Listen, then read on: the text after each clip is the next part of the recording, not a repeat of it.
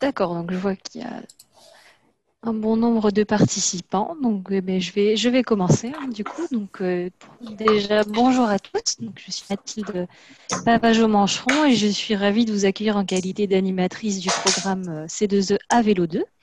Donc, nous sommes ravis vraiment de vous avoir aussi nombreux pour ce premier webinaire du programme à Vélo 2. Donc, un webinaire qui vous est destiné à vous, lauréats de l'appel à projet à Vélo 2. Et pour rappel, la volonté de l'ADEME est vraiment de vous accompagner au mieux dans la réalisation de vos projets. Et c'est pour cela donc, que l'ADEME s'appuie aujourd'hui et pour les 3 années à venir, et bien sur le CEREMA et sur son expertise. Donc, je remercie dès maintenant, dès à présent, les membres du CEREMA qui sont présents, ainsi que tous les intervenants qui prendront la parole au cours de ce webinaire. Et je laisse à présent la parole à Thomas Joanneau, qui est directeur des projets Madzactifs au CEREMA. Bonjour Mathilde, bonjour à toutes et à tous. Donc oui, nous sommes très heureux de vous accueillir pour ce webinaire consacré au schéma directeur cyclable. Alors le schéma directeur cyclable, c'est l'outil de base pour penser une politique cyclable et en particulier une politique cyclable d'aménagement. Alors ça paraissait d'autant plus naturel d'inaugurer ce cycle de webinaires sur le schéma directeur cyclable que parmi les 254 lauréats d'Avelo 2, eh bien vous êtes 210 à porter un projet en lien avec l'axe 1, qui est soutenir la construction d'une stratégie de développement d'aménagement cyclable via le financement d'études, et donc un axe, la plupart du temps, en lien avec la création ou l'actualisation d'un schéma directeur. Alors, voilà le programme qu'on vous propose pour ces 2 heures que nous allons passer ensemble. Nous allons commencer par un temps de condensé méthodologique sur le schéma directeur cyclable avec nos 2 premiers intervenants qui sont Jérôme Cassagne du CEREMA Occitanie et Bertrand Debout du CEREMA Hauts-de-France. Alors, Jérôme et Bertrand, ils auront un défi, ou plutôt 2 défis. Le premier, c'est de tout vous dire sur le schéma directeur cyclable en 20 petites minutes. C'est un défi de taille, mais ils sont affûtés. Ils se sont préparés spécialement pour ça. Et puis, deuxième défi, et là, c'est vous qui allez décider de sa difficulté, puisqu'il s'agira de répondre à un maximum de questions, de vos questions sur le fil de discussion, pour peu que vos questions soient en lien, bien sûr, avec leur présentation. Et puis, nous nous tournerons ensuite vers les territoires, vers les acteurs des politiques cyclables avec 2 retours de terrain. Et ce sont 2 lauréats à Vélo 1 que nous écouterons avec Nicolas Amblard du parc du Luberon et puis Gauthier Van Kezel de la communauté de communes de Flandre intérieure qui viendront partager leur expérience en matière de stratégie cyclable. Alors voilà pour les grandes lignes du programme. Alors on a choisi volontairement pour cette séance le format de visioconférence plutôt que le format webinaire parce qu'il nous semble plus compatible avec une dynamique de communauté. Le format visioconférence, ça veut dire que vous avez accès à la liste des participants. N'oubliez pas de couper votre micro, bien sûr. Vous pouvez échanger en parallèle avec, donc, entre vous. Et à ce titre, on vous encourage vivement à faire figurer non seulement votre nom, prénom, mais également votre structure d'appartenance en cliquant sur participant en bas de votre écran, puis en survolant votre nom avec votre souris, ce qui doit vous donner la possibilité de vous renommer. Voilà, on vous encourage également pour un maximum de convivialité à activer vos caméras tout au long du webinaire. Ça nous permettra notamment de faire une jolie photo de groupe. Et puis, on vous encourage afin à vous exprimer dans le chat pour témoigner, pour commenter, pour poser des questions auxquelles on s'efforcera de répondre. Et puis, on essaiera de vous donner la parole si vous souhaitez la prendre et si bien sûr, on est dans les temps. Voilà, donc vous l'aurez compris, on souhaite que ce webinaire soit le plus interactif possible. Et en parlant d'interactivité, je me tourne sans attendre vers mon binôme, Flavien Lopez du CEREMA Territoire et Ville, qui vous a préparé un temps d'échange collectif pour amorcer ce webinaire. Alors bonjour Flavien, je lis sur le programme que tu as prévu d'interpeller les candidats par un bord de klaxon. Est-ce que tu peux nous en dire plus ? Bien, merci Thomas et bonjour à tous. Je suis ravi de pouvoir participer à l'animation de ce webinaire. Et en effet, durant ce webinaire, on va avoir recours à plusieurs outils qui vont vous permettre de participer aux échanges. Et en particulier, il y a le board Klaxon qui est en fait un tableau qui est tellement grand que vous allez pouvoir vous-même zoomer sur ce tableau et venir y inscrire des choses. Et du coup, je vais vous montrer à quoi il ressemble ce tableau. Il ressemble à ça. Ça va me permettre dans un petit instant de vous présenter le programme détaillé de manière peut-être un peu plus précise que ce que vient de vous dire Thomas. Et puis, ça va me permettre de lancer un exercice auquel vous allez vous-même contribuer en venant mettre des post-it sur ce tableau. Donc en fait, voilà, on va être parti sur un premier temps d'échange tous ensemble où on va apprendre à faire connaissance. Je vais vous montrer juste après comment vous allez faire pour pouvoir participer à ce temps d'échange. Mais l'idée, euh, globalement, c'est de venir poser un post-it à l'endroit de la France qui correspond à votre territoire. Et sur ce post-it, vous allez inscrire des choses qui correspondent à qui vous êtes, dans quelle collectivité vous travaillez. Et dans quelques instants, ça permettra à chacun d'entre vous, à chacun d'entre nous, de savoir qui sont ses voisins sur le territoire, quels sont les lauréats qui sont à côté de nous. Ensuite, on aura un second temps que je lancerai simultanément et dans lequel vous serez amené à vous exprimer sur l'utilité du schéma directeur cyclable, selon vous, à quoi ça sert. Il y aura le troisième temps qui sera animé par nos experts sur les fondamentaux du schéma directeur cyclable. Le quatrième temps qui viendra vous apporter des éléments sur l'expérience des lauréats d'Avelo 1. Et puis enfin, avant de nous quitter, on aura un nouveau temps participatif avec un autre outil que Klaxoon qui vous permettra d'avoir finalement quelques mots-clés pour savoir ce qu'est un schéma directeur cyclable réussi et puis également de vous exprimer sur vos goûts pour les thématiques des prochains webinaires. Et donc, comme je viens de vous l'indiquer, on va partir sur un exercice où je vais vous demander deux choses. Deux choses que vous allez faire successivement en utilisant le petit bouton plus là qui sera en bas de l'écran. On va vous passer le lien dans le chat qui vous permettra d'accéder à ce board si ça n'est pas déjà fait. Et ce que vous allez pouvoir faire, c'est cliquer ici. Vous aurez devant vous un post-it comme ce que vous avez devant les yeux et vous allez pouvoir y inscrire un certain nombre de choses, notamment, je vais vous faire un petit pense-bête ici. Il y aura votre nom, votre structure, votre contact, mail ou numéro de téléphone, hein, plutôt le mail, mais vous pouvez aussi indiquer votre numéro de téléphone si vous le souhaitez. Et puis les axes pour lesquels vous avez été financé dans le cadre de Avelo 2 ou les axes sur lesquels vous allez être financé. Une fois que vous aurez écrit ce petit post-it, il va apparaître sur votre écran. Vous allez pouvoir le redimensionner et venir le poser sur la carte de France à l'endroit qui va bien. Et dans un petit temps, on fera le point sur les post-it qui ont été déposés. Ça, c'est le premier exercice. Et dans la foulée, ce que je vous demande, c'est de créer un second post-it que là, vous viendrez poser sur cette partie du bord de Klaxoon ici. Ici, vous inscrirez en quelques mots, selon vous, à quoi sert un schéma directeur cyclable. Voilà, on fonctionne plus par mots-clés, hein, pas forcément des grandes phrases. Et on essaiera ensuite de prendre un petit temps ensemble pour regarder vos idées. J'espère n'avoir pas été trop long et si toutefois il y avait des petits soucis par rapport à l'utilisation de l'outil, n'hésitez pas à intervenir, soit en direct, soit dans le chat. On se prend quelques minutes et puis on viendra regarder un petit peu le résultat de cet exercice.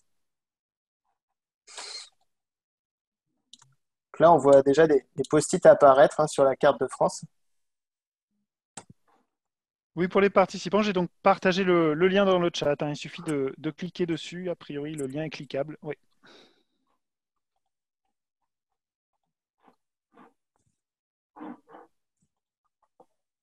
Je vous propose, si possible, de redimensionner hein, les post-it que vous utilisez parce que vous pouvez zoomer hein, sur la carte. Comme ça, vous essayez d'adapter la taille à la taille de votre territoire pour laisser de la place aux voisins.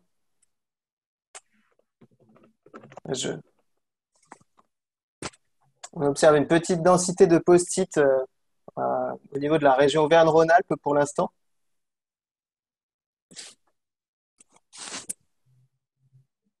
Voilà, et n'oubliez pas lorsque vous avez renseigné ce premier post-it pour vous présenter, à venir également vous exprimer juste à côté sur le board sur l'utilité du schéma directeur cyclable.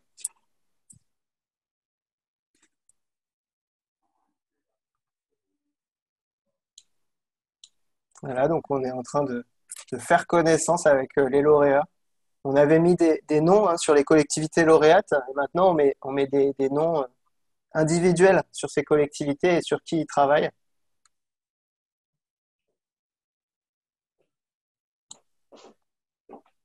Monsieur le papa, félicitations. Elias. Elias. Oui, oui, j'ai bien compris. Ah oui, oui, d'accord.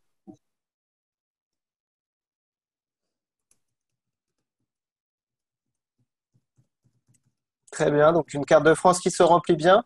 Je vais faire un tour vers le tableau qui nous permettra de voir ensemble à quoi sert un schéma directeur cyclable. On voit quelques idées qui commencent à apparaître.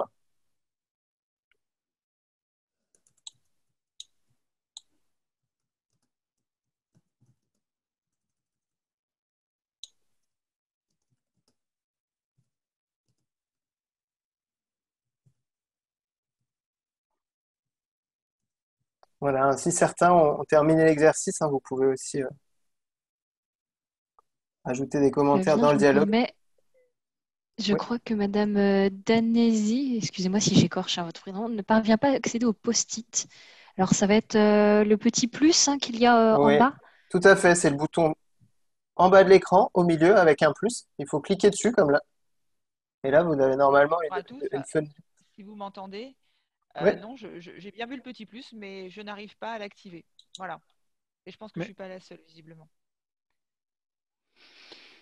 mais peut-être que c'est parce que vous regardez le partage d'écran de Flavien. Il faut d'abord cliquer sur le lien que j'ai mis dans le chat.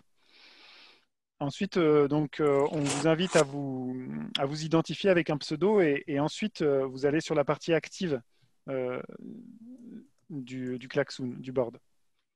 Hypothèse. Bonjour, moi j'arrive pas du tout, ça ne s'ouvre pas, ça me met que le serveur, enfin mon serveur ne veut rien ouvrir. Je ne vais même pas sur le site de Klaxoon. Ça ne fonctionne absolument pas.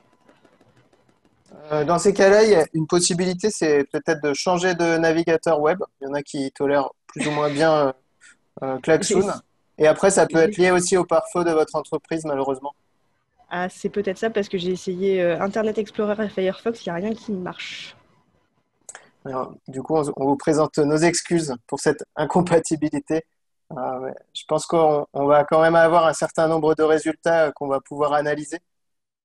Et en tout cas, n'hésitez pas du coup à mentionner les éléments qu'on vous demandait en post-it dans le chat si vous le souhaitez. Et de cette manière-là, ça permettra d'ajouter votre pierre à l'édifice.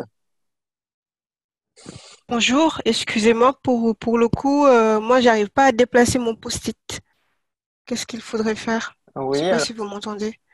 alors normalement, il faut cliquer sur le post-it. Là, on va faire le test ensemble. Le post-it est créé, vous cliquez une première fois dessus, et ensuite avec la petite main, vous pouvez venir le déplacer sur la carte. En Oui, bas à bonjour. Moi, droite. j'ai le même problème. Je suis N de Villeneuve à droite et j'arrive pas à le déplacer sur le tableau de droite au fond, au fond. Alors, Je vous crois que je avez en suis pas bas dans à la bonne droite, zone. il y a un sélecteur. En fait, Sur soit les c'est petits une tableaux, flèche, soit c'est on est, déplacé. Tout en bas à droite, à droite du plus, vous avez en fait un icône qui ressemble soit à une flèche, soit à une petite main. Et en fait, il faut sélectionner la petite main.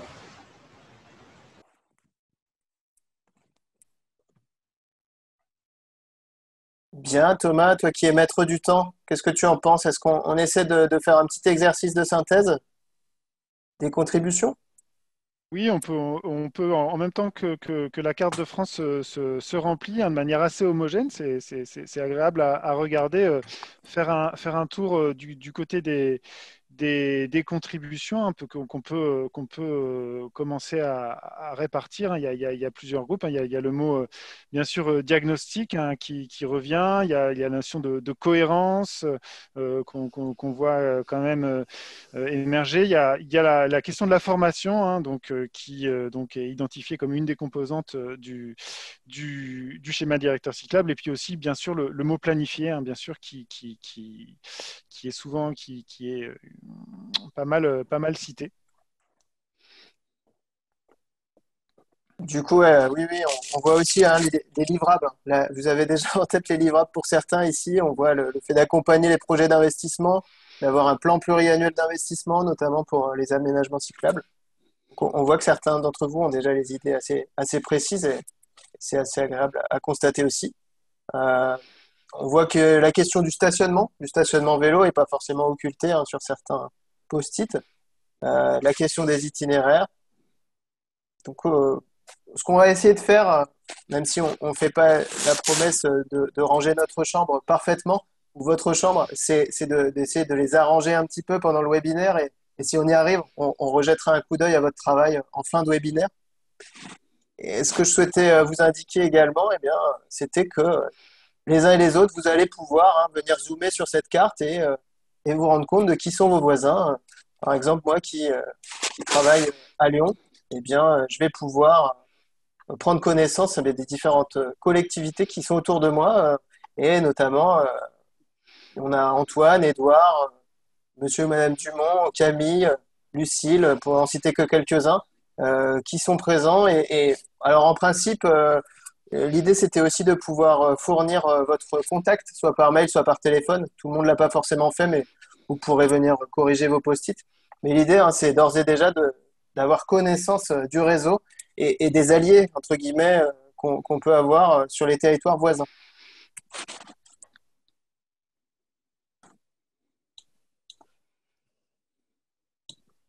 En tout cas, le board Klaxoon sera encore accessible un certain temps après le webinaire, donc vous pourrez venir vous référer à ces éléments si certains en ressentent le besoin. En tous les cas, déjà, merci à toutes et à tous hein, pour votre participation active. Hein.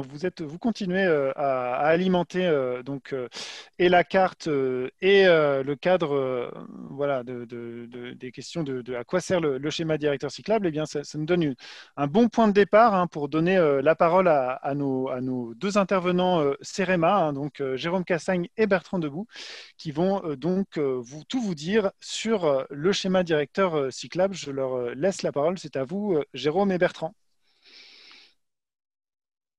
Oui, donc bonjour à toutes et à tous. Hein. Donc Bertrand Debout, chargé d'études pour les mobilités actives au CEREMA de France. Donc avec Jérôme, comme vous l'a précisé Thomas, on va vous présenter, hein, on va tenter de tenir le défi de vous présenter la méthodologie hein, pour réaliser un schéma directeur cyclable, pour être sûr de ne rien oublier lorsque vous allez soit le réaliser en régie, soit le faire réaliser par un bureau d'études, hein, donc en 20 minutes. Donc, je vais vous partager. Je pense que Jérôme, je te laisserai te présenter quand tu prendras la parole. Oui. Alors, hop, voilà. Ah ouf, putain. Voilà. Donc, le but de cette présentation, c'est de vous expliquer comment réaliser un schéma directeur cyclable et de vous montrer la démarche projet et les principaux points de vigilance. Donc déjà, une première question légitime, c'est de se poser la question, donc à quoi sert un schéma directeur cyclable? Vous avez déjà répondu via le questionnaire que vous a proposé Flavien. Hein. Donc c'est un outil de programmation et de planification hein, qui permet, entre autres choses, de définir une politique d'aménagement sur votre territoire. Mais vous le verrez après que ce n'est pas uniquement un schéma directeur cyclable, ce n'est pas uniquement des infrastructures. On vous le détaillera par la suite. Une fois qu'on a réalisé le schéma directeur cyclable, pour le rendre opérationnel, donc vous allez programmer des investissements. Donc pour le rendre opérationnel en mettant en place ce qu'on appelle le PPI, le plan pluriannuel d'investissement. Donc, lorsqu'on réalise un schéma directeur cyclable, ça a le mérite aussi de permettre de coordonner les services au sein de la collectivité, mais aussi de coordonner les services et aussi les partenaires du territoire sur cette question de la prise en compte des modes actifs. Donc, ce qu'il faut savoir, c'est que le schéma directeur cyclable n'est pas contractuel. Par contre, il peut être intégré à un plan de déplacement mobilité, un plan de déplacement mobilité simplifié, un PLU, un SCOT ou un SRADET. Bertrand, une question très rapide qui nous vient dans le chat, la question des engins de déplacement personnel motorisés. Est-ce qu'on la traite dans le cadre du schéma directeur cyclable? Alors, les engins de déplacement personnel motorisés, hein, en fait, ils ont été définis. Hein, il y a un décret qui les a définis en 2019. Et c'est vrai que lorsqu'on lit la réglementation, hein, ils sont autorisés en agglomération à circuler sur les pistes cyclables, les voies vertes. Et donc, oui, c'est une question qu'on peut être amené à traiter dans le cadre d'un schéma directeur modes actifs. En tout cas, ce qu'on peut dire, c'est que les engins de déplacement personnel motorisés peuvent être autorisés à circuler sur les aménagements cyclables.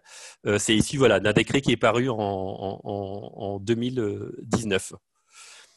Donc, pour continuer, donc là, vous voyez cette diapo, c'est pour vous montrer en fait ce que je disais au départ, le fait qu'un schéma directeur cyclable, ce n'est pas que la construction d'un réseau. Hein.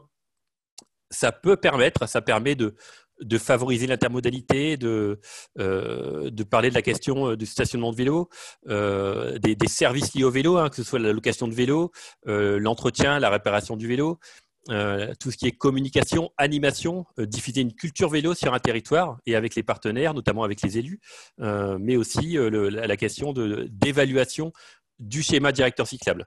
Donc ça, c'est une illustration issue d'un schéma directeur modes actifs de la communauté de communes des Cévennes, et qui illustre bien le fait qu'un schéma directeur cyclable n'est pas que la définition d'un réseau cyclable. Donc, comment on fait ?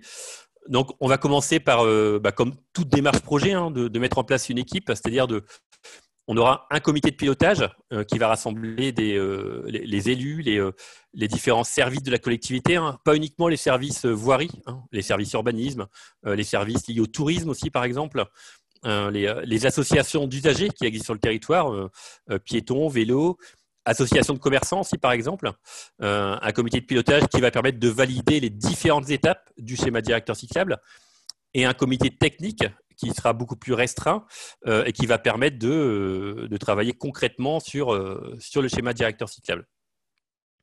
Donc, les étapes que va vous présenter Jérôme par la suite, hein, donc c'est une démarche projet classique on va commencer par faire un diagnostic. On va définir des objectifs pour répondre à l'analyse du diagnostic. Pour répondre aux objectifs, notamment un objectif de part modal, modes actifs. Donc, on va proposer, vous aurez des propositions d'aménagement, mais aussi des propositions complémentaires qui peuvent concerner le jalonnement, le stationnement, les services vélos, l'animation. Et deux étapes importantes aussi, hein, c'est une étape liée à la communication tout au long du projet et après la réalisation du schéma directeur cyclable, de sensibilisation. Et enfin, une étape qu'on vous détaillera par la suite, le suivi auquel il faut penser dès le départ, hein, dès les premières réunions, et l'évaluation du schéma directeur cyclable. Voilà, donc là, je vais passer la parole à Jérôme qui va vous présenter les différentes étapes de cette démarche projet. Ok, bonjour à tous. Donc, Jérôme Cassagne, je suis responsable d'études au CEREMA Occitanie. Je suis basé à Montpellier. Donc, je vais reprendre le partage d'écran. Non, je ne peux pas encore.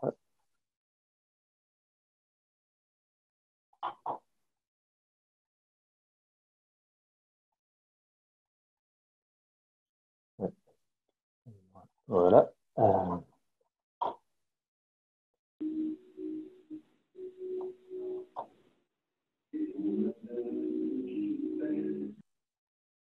Voilà.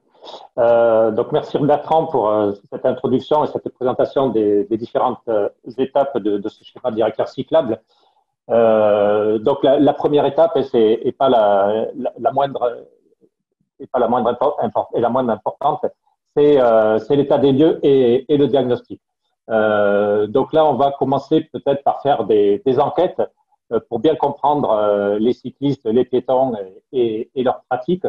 Donc, réaliser une enquête, ça va pas être à la portée de tous les schémas.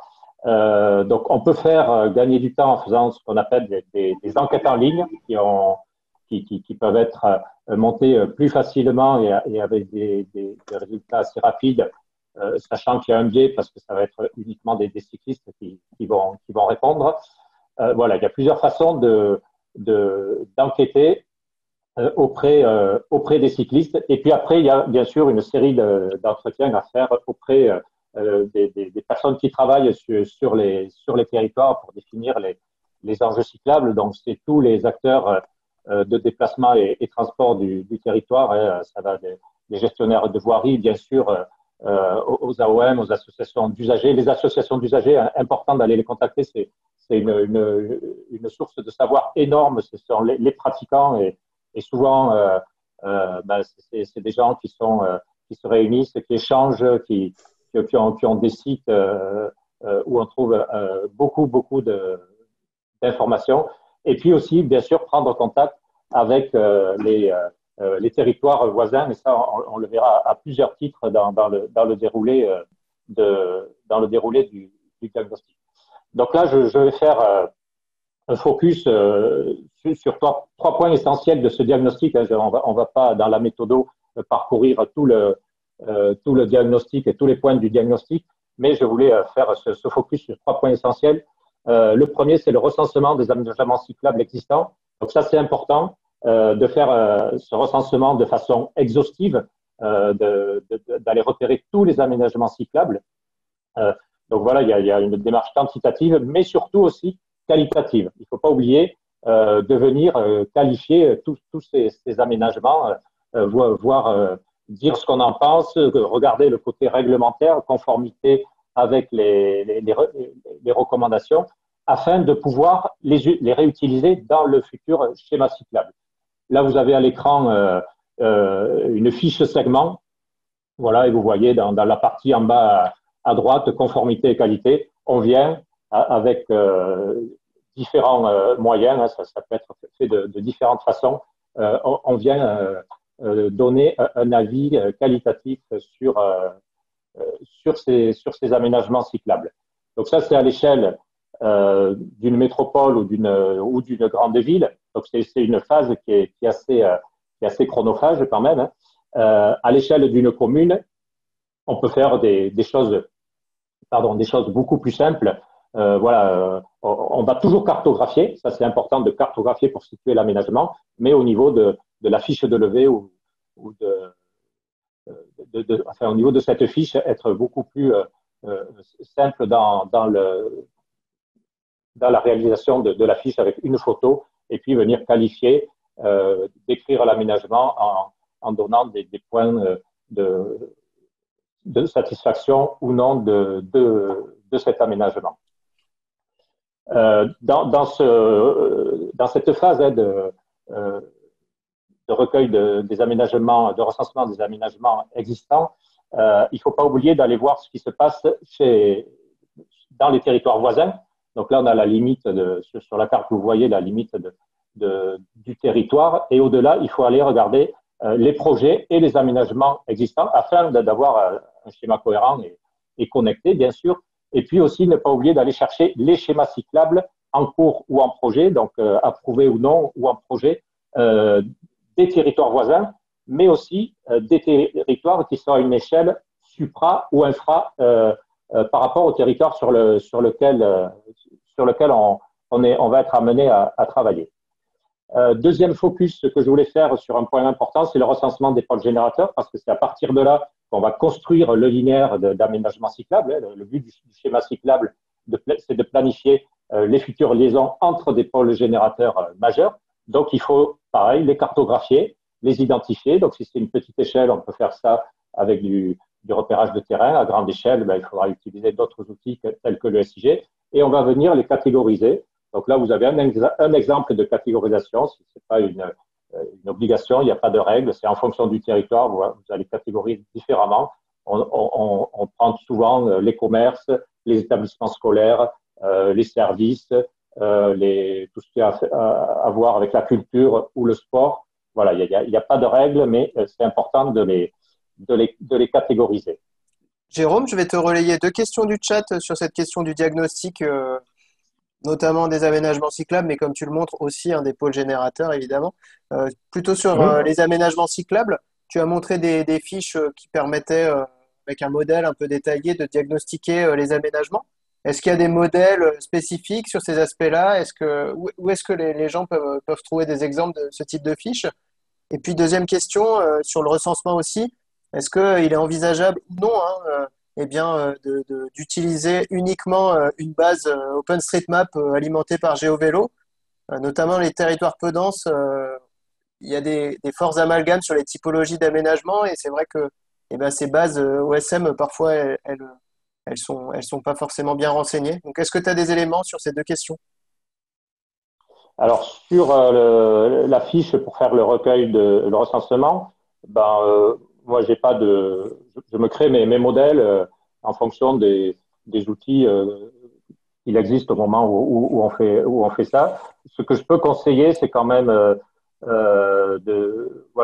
d'utiliser une géolocalisation, de faire des photos géolocalisées. Nous, on a un outil au CEREMA, mais je pense qu'il est public qui s'appelle Scout, qui permet d'aller faire des photos et ensuite de les géolocaliser sur une carte OSM. Sur la base de données, lorsqu'on est sur une commune, bon, on peut tout faire et puis ça fait du repérage qui sera utile par la suite. On peut tout faire en se déplaçant en vélo à l'échelle d'une commune ou d'un bourg. Lorsqu'on est sur des échelles plus grandes, ben c'est vrai que c'est intéressant d'aller rechercher la donnée sur des cartes OSM, sachant que c'est pas il peut y avoir des manques, quoi, mais ça donne quand même un premier état des aménagements cyclables présents, mais qu'il faudra quand même aller vérifier par une visite de terrain pour voir si rien n'a été oublié. De toute façon, la visite de terrain, il faut la faire pour justement qualifier ces aménagements-là, donner un jugement qualitatif.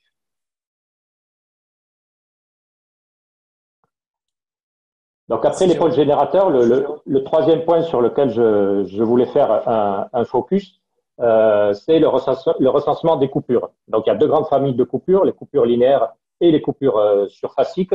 Donc les coupures linéaires, c'est surtout des grandes infrastructures routières ou ferroviaires, et puis les cours d'eau à différentes échelles. Vous voyez sur la légende qu'on peut aussi mettre un niveau le niveau de ces coupures, à niveau 1, niveau 2, niveau 3, avec des aménagements pour faire traverser les pistes cyclables qui vont être de différents niveaux en fonction justement de ce niveau. Et puis, il ne faut pas oublier le recensement des coupures surfaciques. Donc, coupures surfaciques, comme vous voyez à l'image, là, c'est une friche industrielle à l'échelle d'un village, ça peut exister.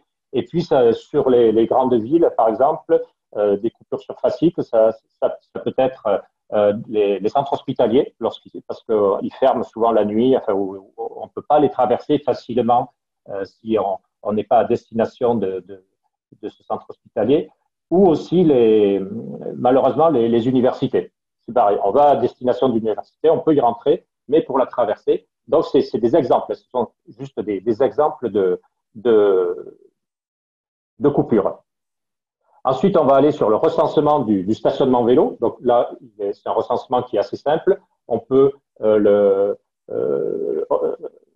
aller plus loin en donnant le nombre de vélos qu'on peut stationner et le type de stationnement. Si c'est du courte durée, de la moyenne durée ou de la longue durée, on peut venir aussi apporter un aspect qualitatif en disant s'il est en bon état, s'il est conforme à ce qu'on recommande. Voilà. Et puis, pour être exhaustif, mais rapidement, la liste pour ne rien oublier et pour synthétiser, la liste des éléments à recenser. Donc, on l'a vu, il y a les aménagements cyclables, les pôles générateurs, les coupures, le stationnement en vélo. On peut venir cartographier des points de dysfonctionnement. Alors, tout le monde, des carrefours compliqués, des choses qui fonctionnent mal. Donc, on va venir le cartographier. Les services, il faut aller voir les services existants sur les territoires, location longue durée, le VLS, le réseau des réparateurs, les écoles de vélo, etc. Bien sûr, recenser la zone de circulation apaisée. Donc là, c'est peut-être aller rechercher les arrêtés en mairie pour les situer. Ensuite, on va aller chercher l'accidentologie, donc les accidents vélo qui sont survenus sur les axes au cours des 5 dernières années. analyser les documents de planification existants sur l'organisation des déplacements du territoire.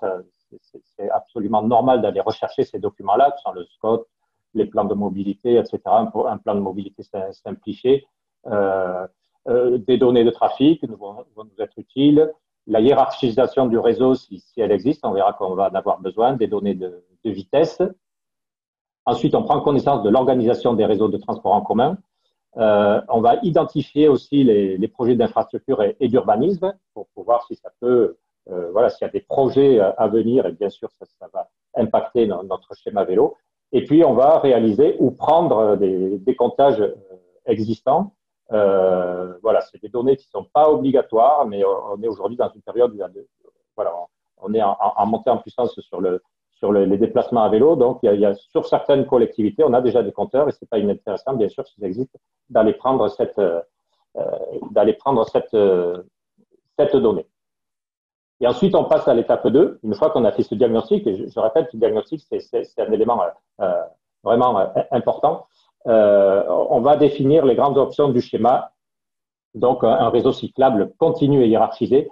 Et il y a un premier élément à faire, à valider par le comité de pilotage, c'est qu'on vient rééquilibrer l'usage de l'espace public au profit des modes actifs. Et ça veut dire qu'il y aura moins d'espace, qu'on va réduire l'espace de la voiture, démotorisée, que ce soit en circulation ou en stationnement. Donc ça, il faut le faire valider dans le comité de pilotage. Et après, dans les grands objectifs, donc on propose un maillage continu, on travaille sur la lisibilité du réseau, on va travailler sur la totalité du réseau viaire, hein, bien sûr, ce n'est pas qu'un maillage, mais il faut que tout le réseau, 100% des voiries deviennent cyclables à terme, hein, au terme de la planification. Relier le réseau vers l'extérieur, c'est pour ça qu'on est allé chercher les aménagements cyclables à l'extérieur, proposer une offre de stationnement fonctionnelle et définir les priorités.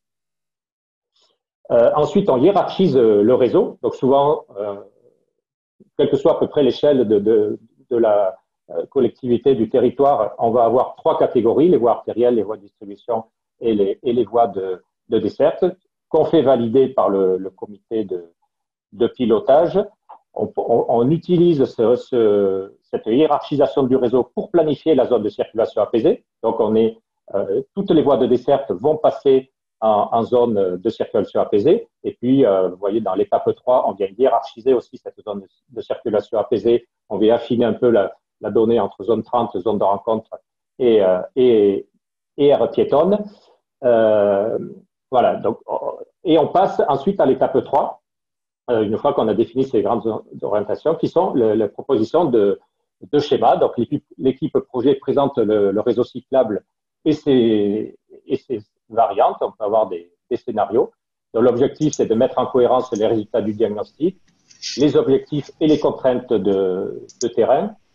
On va élaborer des propositions adaptées réglementaires pour chaque tronçon du réseau. Donc, ça, je vais y revenir très rapidement juste après, mais c'est important.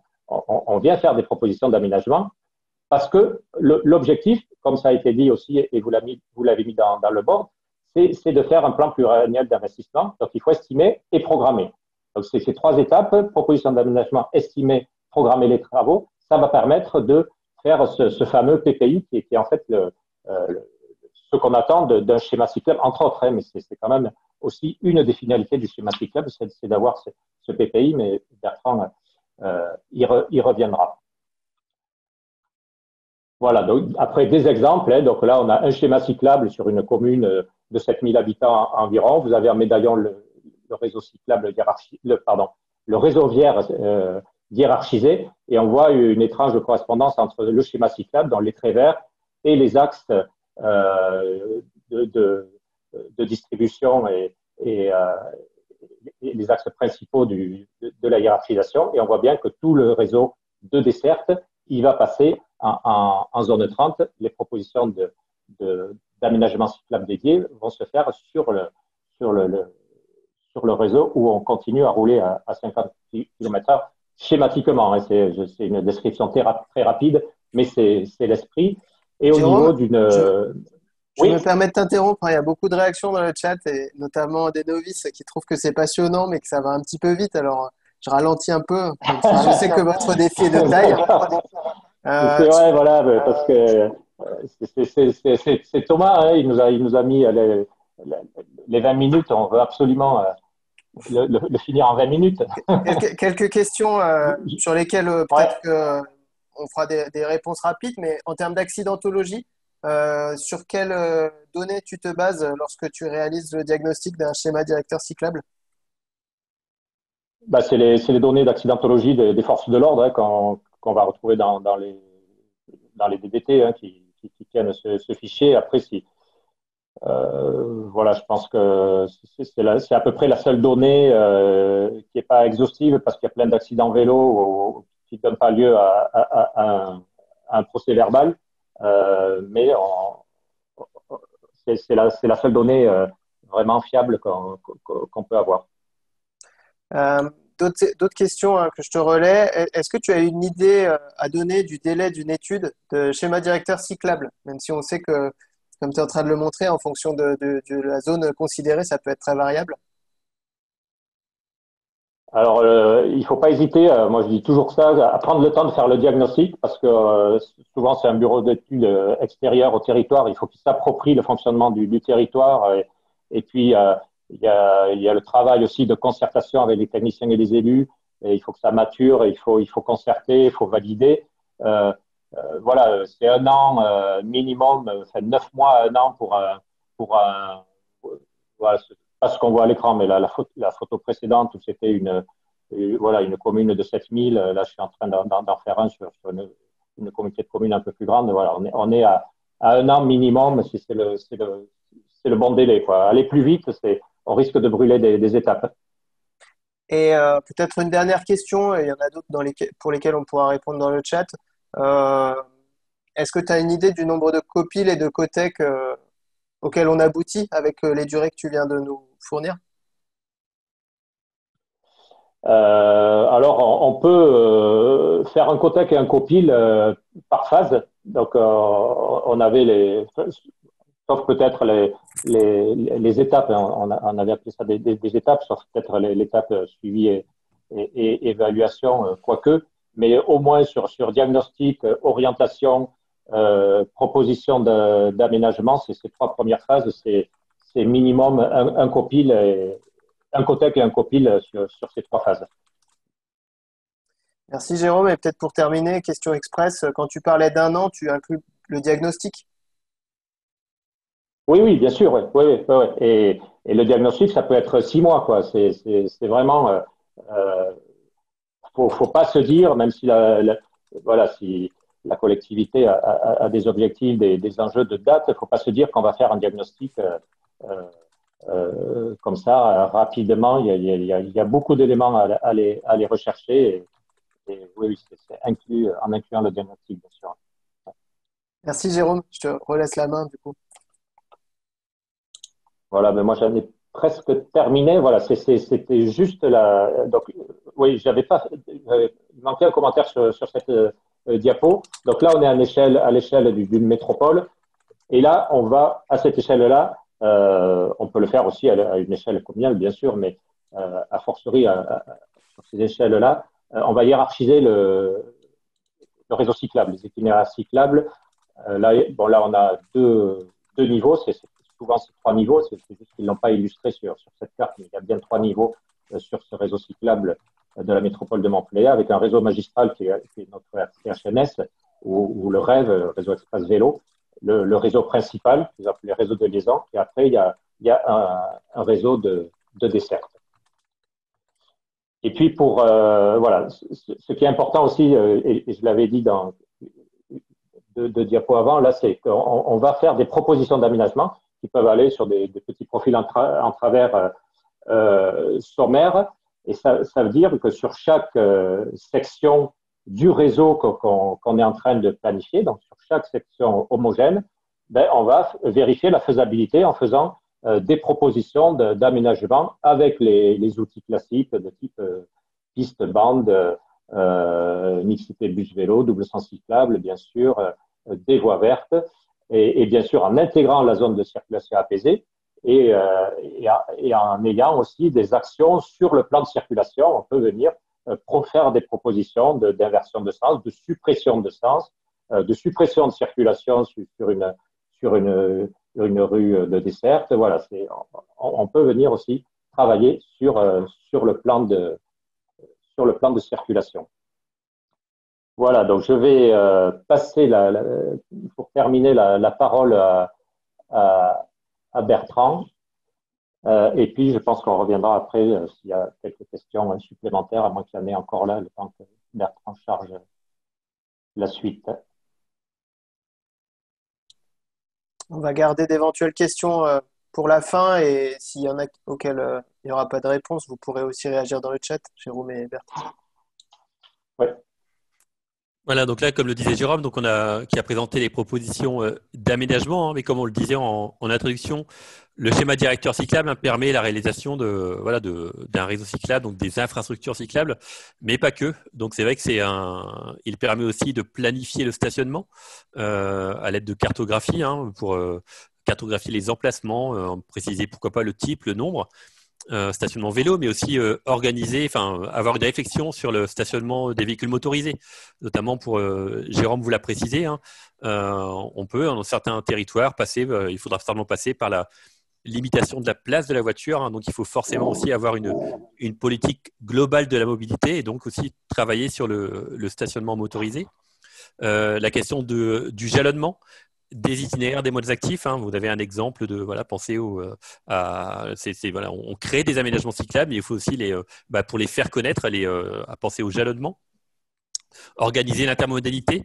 Jérôme, vous l'avez présenté tout à l'heure sur la carte. On a dans les 6 générateurs de déplacement, pas hésiter de localiser les gares, hein. Et donc on va penser au rabattement, à la cyclabilité vers les gares et sur les gares par elles-mêmes, hein, penser au stationnement. Différents types de stationnement courte durée, moyenne durée, longue durée, pour permettre le stationnement des vélos sur plusieurs jours, par exemple. Donc, organiser les services. Donc, ce qu'on entend par service, ça va être pourquoi pas mettre en place un système de location de vélos, location longue durée, des ateliers de réparation, mettre en place des stations de gonflage, donc tous les services qui peuvent être utiles et favoriser la pratique du vélo. Là, vous avez un exemple d'un atelier coopératif de réparation des vélos. Et aussi, une question importante, hein, qu'il faut aborder dès qu'on crée des aménagements cyclables, ce sont les questions de quel revêtement mettre en place et aussi les questions d'entretien et de maintenance. Donc, ce qui va permettre de rendre opérationnel le schéma directeur cyclable, donc c'est une pièce importante, hein, du schéma directeur cyclable, c'est le plan pluriannuel d'investissement qui va permettre de définir les priorités d'aménagement, mais aussi tout à l'heure il y avait des questions dans le chat par rapport aux questions de coûts. Effectivement, hein, sur les territoires on n'a pas forcément il y a la question des compétences et aussi la question des financements, qui va payer les infrastructures, les aménagements cyclables, et donc c'est dans le cadre du plan pluriannuel d'investissement que vous allez pouvoir détailler ces questions de financement aussi et ces questions de planning.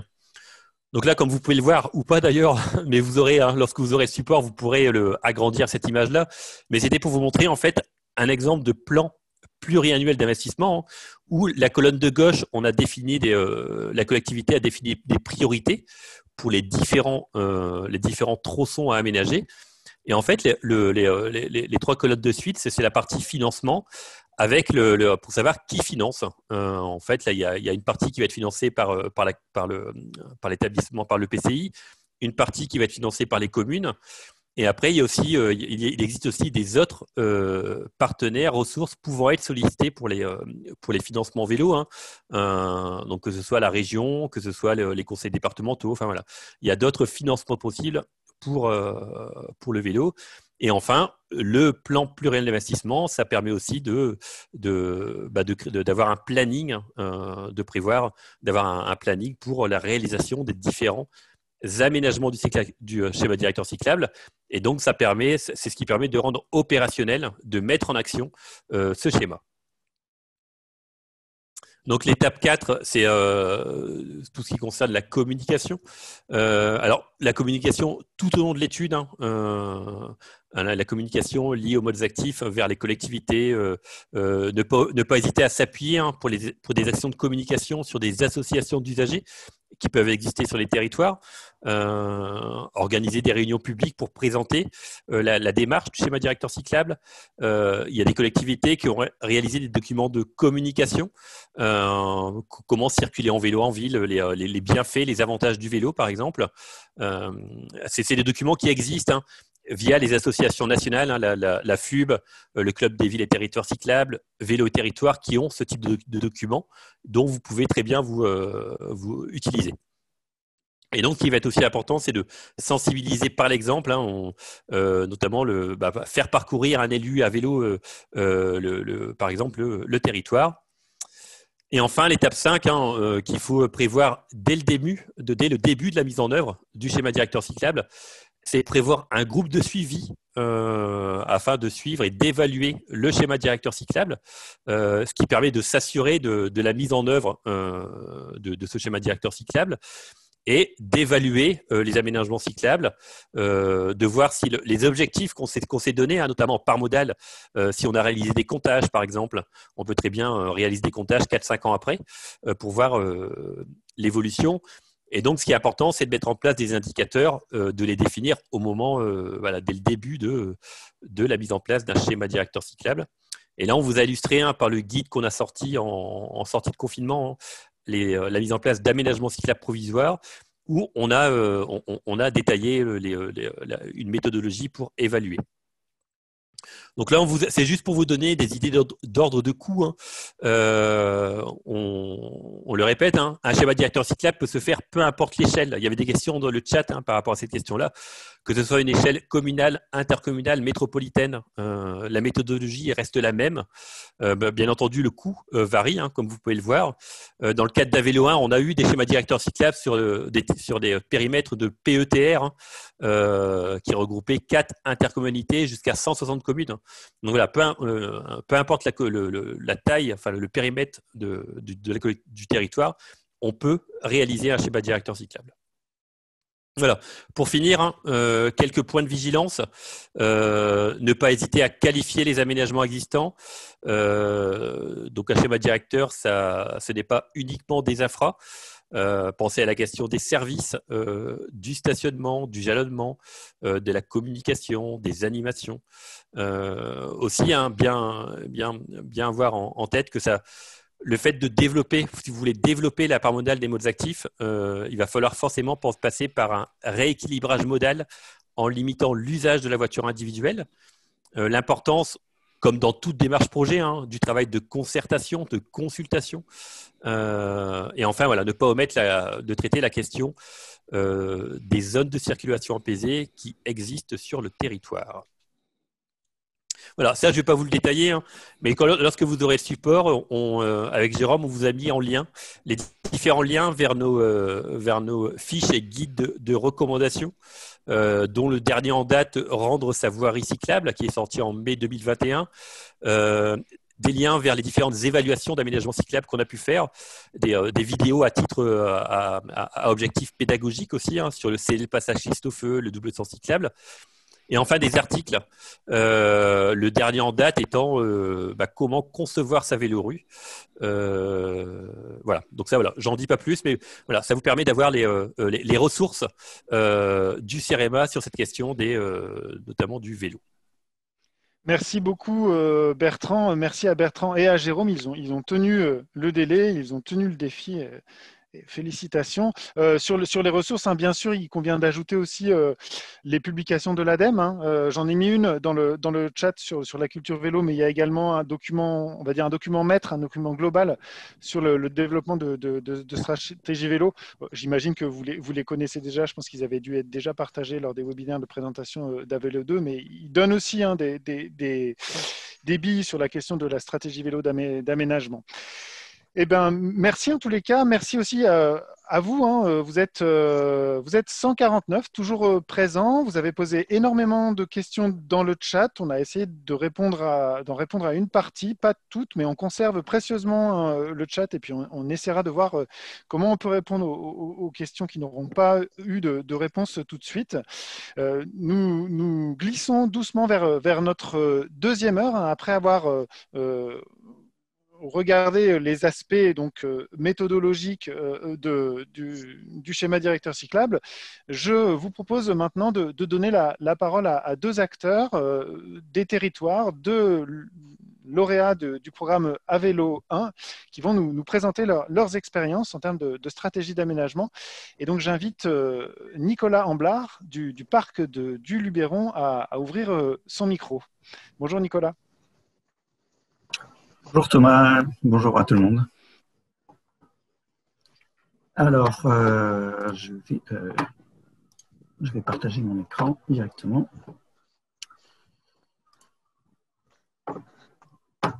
Hop, voilà.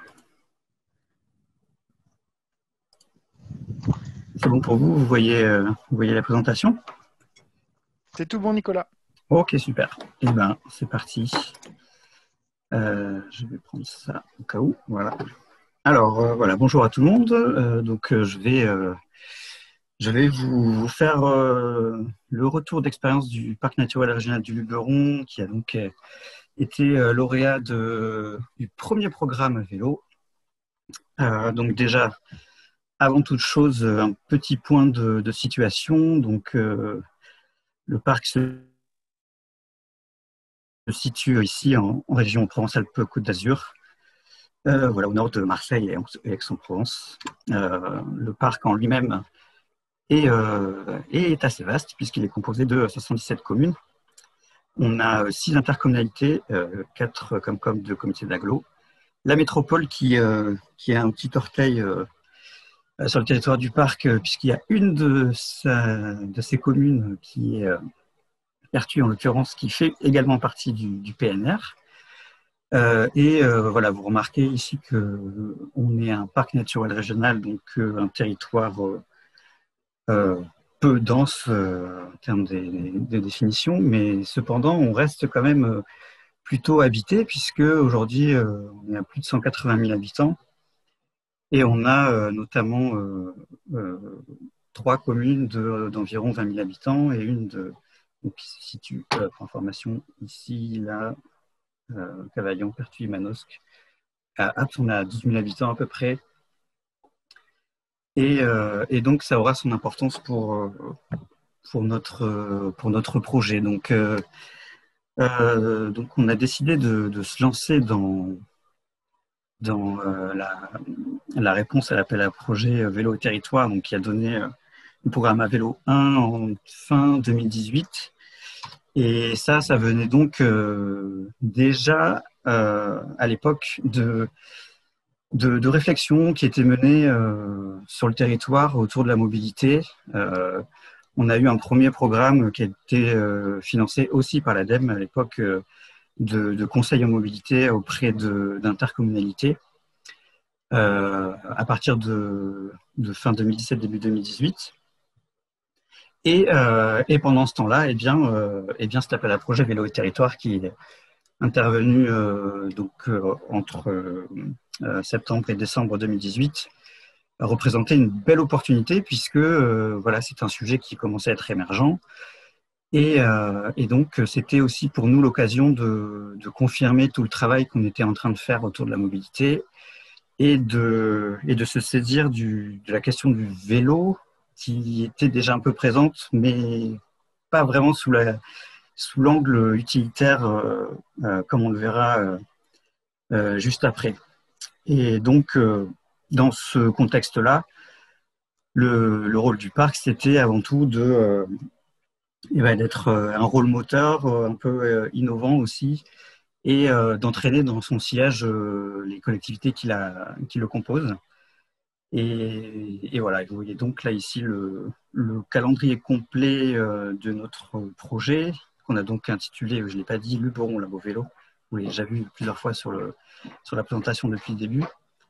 Alors, j'ai vu plusieurs question qui se posait dans le chat là, par rapport aux premières interventions de Jérôme et de Bertrand. Voilà, sachez que ce calendrier, c'est la dernière version qui a été faite, mais il a beaucoup changé. Hein. Je ne vais pas revenir en détail dessus, mais vous voyez qu'on a démarré concrètement Luberon Labo Vélo fin janvier 2020. Donc, il y a eu le Covid très peu de temps après, donc ça a forcément bouleversé nos calendriers. Et puis au final, il y a eu des choses qui nous ont permis d'aller un peu plus en profondeur sur certains aspects. Par exemple, Jérôme, tu expliquais tout à l'heure que c'était important de bien se pencher sur le diagnostic. Et bien nous, le Covid a fait qu'on a été obligés, mais au final, on a eu un très bon diagnostic, très bien détaillé.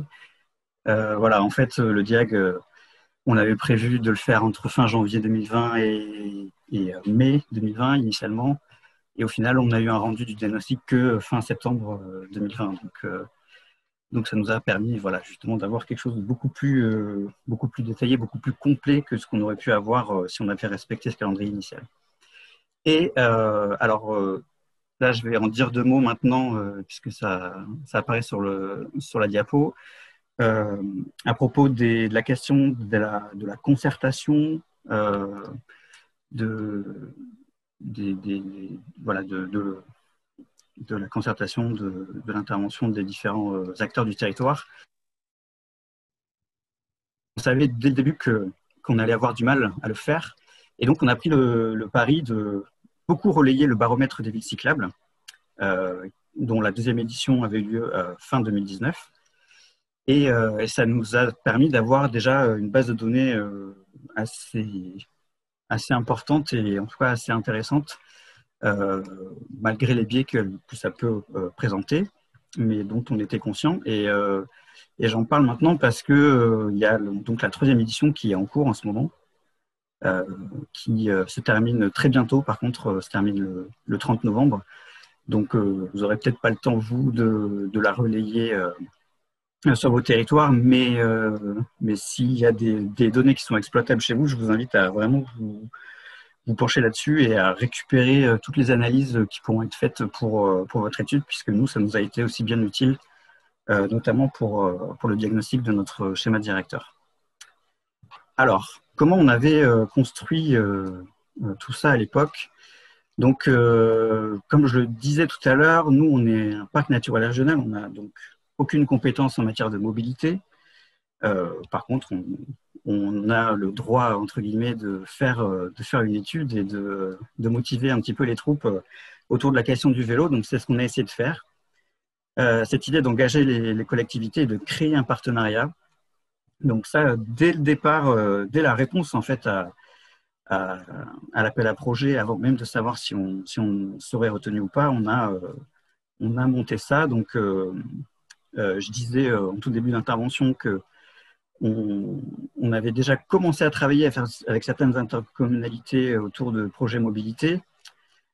C'était un bon socle pour continuer autour du vélo. Donc, on a eu des lettres d'engagement pour la réponse à l'appel à projet. Et puis, une fois qu'on avait été sélectionné, on a passé une convention avec les 5 intercommunalités qui nous ont rejoints. Et avec, donc, dans cette convention, une participation financière assez symbolique, mais qui permettait d'asseoir ce partenariat pour le concrétiser au niveau du portefeuille. Et dernier point aussi, alors qui est assez important, mais vous avez de la chance, a priori, vous n'y serez pas confrontés. Les élections municipales de 2020 ont un petit peu rebattu les cartes. Et il y a eu pas mal de changements d'équipe, pas partout, puisque donc, dans notre comité de pilotage, il y a 5 intercommunalités, il y a une quinzaine de communes également. On a une échelle un petit peu plus large que celle d'une interco. Et voilà, ces changements au niveau des élections, au moment des élections, pardon, ont fait que il y a eu des dialogues qui ont été plus ou moins plus, des choses qui ont dû être reconstruites depuis le départ.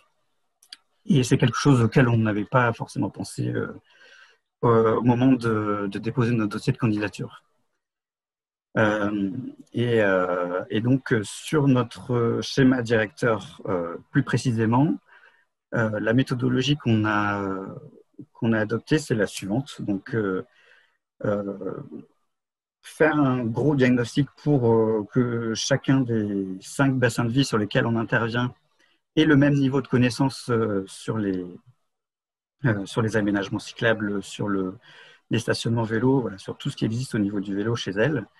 À partir de là, faire un plan d'action et essayer au mieux d'accompagner la mise en œuvre. Et donc là, je vous ai aussi mis le coût de notre étude qui est de 60 000 € hors taxe, donc qui correspond un petit peu à ce qu'on a vu tout à l'heure. Je vais essayer d'accélérer parce qu'il reste pas mal de choses à voir. Ça, c'est une carte que j'avais faite au moment de la candidature. Et voilà, c'est quelque chose que j'avais essayé de visualiser pour montrer que voilà, on intervient sur plusieurs territoires du parc. Et donc, l'idée, c'était pas d'avoir un schéma directeur complet à proprement parler sur les 5 intercommunalités avec lesquelles on travaille, mais plutôt de se concentrer là où le développement du vélo au quotidien paraît le plus facile finalement, et là où ça s'y prête le mieux. Donc, eh bien là, on va trouver le plus d'établissements qui génèrent des déplacements chaque jour. Là où il y a déjà des déplacements courts qui sont effectués quotidiennement sur les territoires. Voilà, là où c'est le plus facile finalement de développer le vélo. Et donc, on a voulu, comme je disais tout à l'heure, prendre par la main les territoires pour développer le vélo, mais en commençant par donc les centres urbains et donc autour des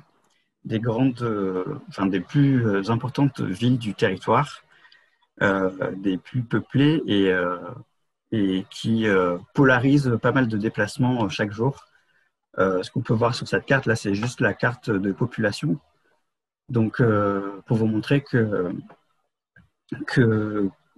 pour nous, c'était important de d'abord bien faire les choses autour de ces pôles-là avant de continuer, de compléter ça derrière. Et puis, vous voyez que sur cette carte, on a un territoire assez peuplé, mais vous voyez que tout autour, ici, vers Avignon, ici, vers Aix-en-Provence et a fortiori encore plus vers Marseille, ce sont des pôles qui génèrent aussi beaucoup de déplacements hors du territoire, mais qui ne sont pas très accessibles à vélo, mais pour lesquels la notion d'intermodalité peut être intéressante. Donc, voilà, petite chose à laquelle aussi on pense quand on fait notre schéma directeur. L'idée aussi du schéma directeur, c'était de s'appuyer sur quelque chose qu'on a beaucoup développé pendant plus de 20 ans sur le territoire, c'est l'offre touristique et de loisirs, puisque en gros, quand on parle de vélo dans le Luberon, ce qu'on voit, c'est surtout ça, donc ce qui est sur la gauche de l'image. Et nous, ce qu'on a voulu faire, c'était de montrer que ce qui est possible de voir, c'était aussi ces genres d'usage. Donc toutes ces photos-là, ça fait aussi partie de notre plan de communication, que je ne vais pas détailler, mais que j'évoquerai juste après. Mais voilà, l'idée, c'était aussi de passer de quelque chose comme ça. Donc ça, c'est une carte qui est issue de notre diagnostic, sur laquelle on voit les itinéraires, notamment cyclotouristiques et de loisirs, à quelque chose qui pourrait le compléter. Donc là, de ce côté-là, c'est donc une carte qui est issue de nos recommandations sur le sud du territoire. Donc là, on est dans cette partie-là. Et c'est un axe qui relie les principaux pôles sur cette partie du territoire pour du vélo utilitaire et sur lesquels on a nos recommandations en termes d'aménagement qui viennent en complément de ce qu'on peut voir ici au niveau des itinéraires de loisirs et touristiques. Donc, pour résumer, le programme Bon Labo Vélo et autour de quoi on a articulé notre schéma directeur, c'était ces points-là. Donc, agir là où c'est le plus facile, en milieu urbain, essayer d'accompagner les collectivités au mieux, un petit peu les prendre par la main, sur des bassins de vie, donc des territoires bien définis. Et il en a résulté au final 26 fiches actions opérationnelles, c'est pas 25 comme c'est marqué. La plupart d'entre elles concernent des aménagements cyclables. Les autres, donc des services vélos, les aménagements cyclables étant territorialisés et les services vélos non. Et on a complété ça avec un plan de formation et de communication. Et ce dont je n'ai pas encore parlé jusqu'à présent, mais qui est assez intéressant, c'est qu'on a réussi aussi à mobiliser un réseau autre que institutionnel et qui vient aussi en appui de tout ce qui qui est fait et qui pourrait être fait par les communes et les intercos et les départements. En fait, encore une fois, c'est la crise sanitaire de 2020 et le Covid et cette période d'incertitude pendant laquelle on ne savait pas trop comment avancer, qui a fait que on a essayé d'identifier des acteurs associatifs qui pourraient être intéressés aussi par le développement du vélo au quotidien. Et au fur et à mesure des contacts qui ont été pris, finalement, on s'est aperçu qu'effectivement, il existait des personnes comme ça, si bien qu'il y a carrément une association qui a été créée, affiliée à la FUB, donc la Fédération des usagers de la bicyclette, qui a été créée sur le secteur de Fort-Calquier et qui s'étend sur Manosque, donc sur le Val de Durance, et une autre association qui existe déjà, qui est l'ADAVA, donc, qui intervient sur Aix-en-Provence, va créer une antenne à Pertuis, donc dans le sud du territoire du parc. Et donc, ce sont aussi des personnes qui ont contribué à l'élaboration du schéma directeur en phase 2, quand on était en train d'élaborer d'autres plans d'action et de voir quelle fiche action on allait développer par la suite. Et alors, au niveau quantitatif, le bilan, c'est celui-ci. Donc, entre 2020 et 2021, au moment où on a fait notre schéma directeur, on a eu 129 liaisons qui ont été... alors, j'ai marqué proposées, donc ça, c'était au niveau des interviews qu'on a faites auprès des collectivités et des ateliers qu'on a réalisés pour notre phase de stratégie, d'élaboration de notre stratégie. Sur ces 129 liaisons, il y en a 21 qui ont fait l'objet de fiches segments détaillées. C'est les exemples que vous voyez ici. Et sur la carte en arrière-plan, vous voyez là, ce sont les liaisons qu'on a étudiées dans le détail, qui font l'objet de propositions, de chiffrage et de recommandations. Et donc, vous voyez, là, je disais tout à l'heure qu'on ne réalise pas un schéma directeur complet sur l'ensemble des 5 secteurs, donc 1, 2, 3, 4, 5, on voit ici. Et donc, ces aménagements, ces 73 km d'aménagements cyclables, il faut les voir sur notre territoire comme une dorsale des équipements prioritaires à mettre en place, sur lesquels on peut s'appuyer derrière et compléter pour faire un maillage un petit peu plus fin sur chacun des territoires. Donc c'est là que le parc naturel régional a essayé d'être moteur sur la question du vélo, et en complément de ça, donc il y a 5 fiches actions services qui concernent donc la mise en place du stationnement, de l'aide à l'achat, de services de location longue durée, d'ateliers vélo et de vélo-école. Et en complément, donc, on est en train de finir là donc notre plan de communication et de formation. Donc, l'idée derrière tout ça étant que voilà, on a une boîte à outils qui est très complète avec beaucoup de choses dedans, qui est donc le résultat que je viens de vous présenter de notre schéma directeur. Et donc, comment on met ça en place? Donc, c'était l'objet de nos formations. Il y a eu une formation aménagement, une formation service qui était proposée aux partenaires. Et en complément de tout ça, on est en train de finaliser toute une boîte à outils de communication, donc avec des photos que vous voyez là, une vidéo qui a été réalisée, un argumentaire qui sera mis à la disposition des collectivités pour continuer à animer et à développer le vélo, et en complément de ça, donc un groupe Facebook pour amorcer et animer une communauté d'usagers du vélo, et qui vient donc en lien avec les associations d'usagers qui sont en plein essor sur notre territoire, et qui peuvent aussi se saisir de tous les outils qu'on a mis en place. Voilà, j'en ai terminé. Je crois que j'ai un peu dépassé le temps, et j'ai vu qu'il y avait quelques questions dans le chat. Alors, je ne sais pas, Alors, Flavien ou Mathilde, oui, pardon. Oui, alors je vois juste tout d'abord, je vois que vous avez des questions sur l'aide ADEME CEREMA. Donc ça, s'il vous plaît, n'hésitez pas à vous rapprocher de moi-même ou de vos référentes ADEME en région. Donc ça concerne, c'est important, mais ça ne concerne pas directement la présentation. Donc sur ce premier point-là, je vous remercie. Alors, par contre, effectivement, on a des questions qui concernent le choix de bureau d'études. Par exemple, en région parisienne, ils ont 5 candidats, donc des erreurs à éviter dans le choix d'un bureau d'études. Et je crois qu'il y a une question similaire, 8 candidats dans une appel d'offres d'un schéma directeur cyclable. Donc voilà, quels sont les bons conseils à avoir pour bien choisir son bureau d'études? Alors là-dessus, je sais pas si j'aurai une réponse bien arrêtée. Je pense que toutes les cas de figure comment ça s'est passé Ouais, voilà, c'est assez unique pour chacun, quoi. Pour nous, donc on a eu peu de réponses. Il y en avait eu 4. Parmi les 4, il y en avait 2 qui clairement n'étaient pas au niveau. Et donc, finalement, le choix pour nous, il a été relativement simple, puisque ça se jouait entre deux candidatures, quoi.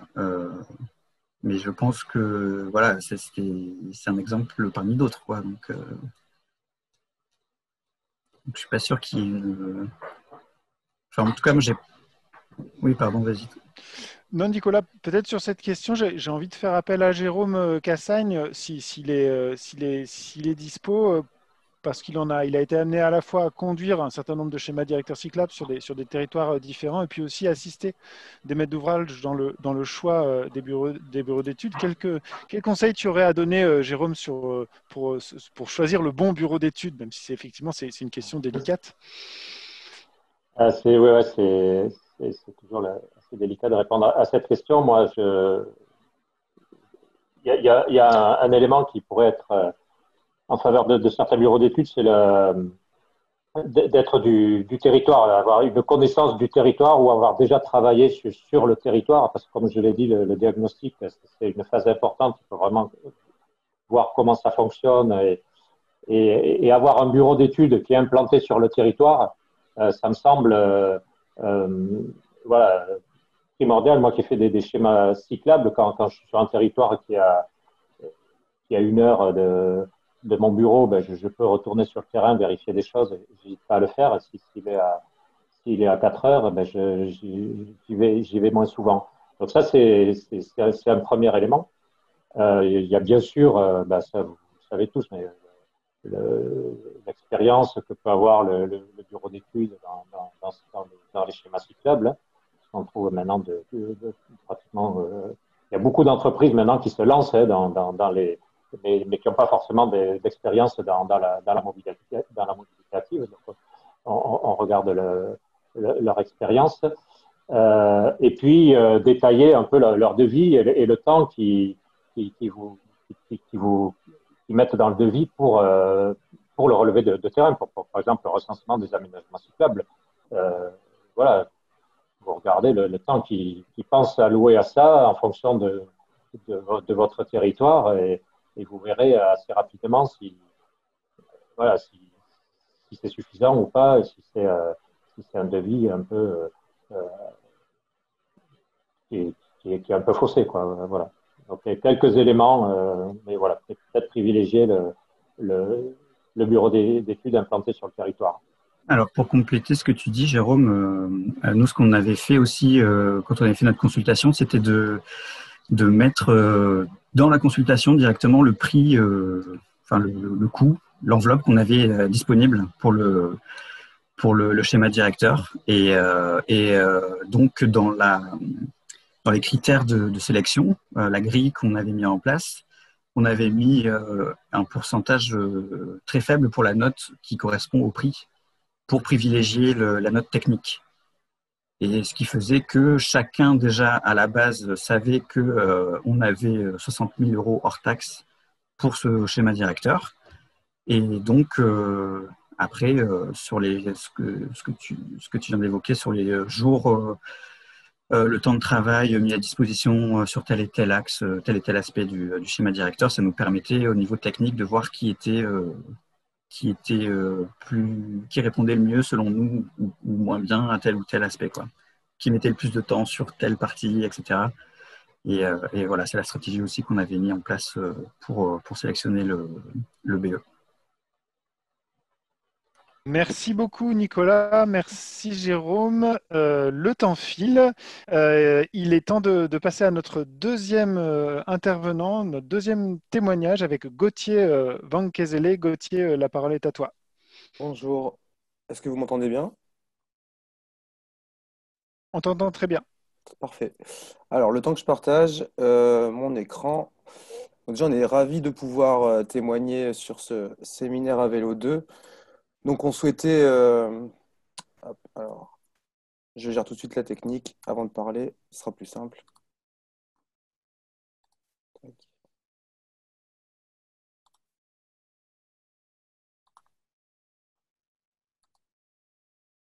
Est-ce que c'est bon, vous voyez?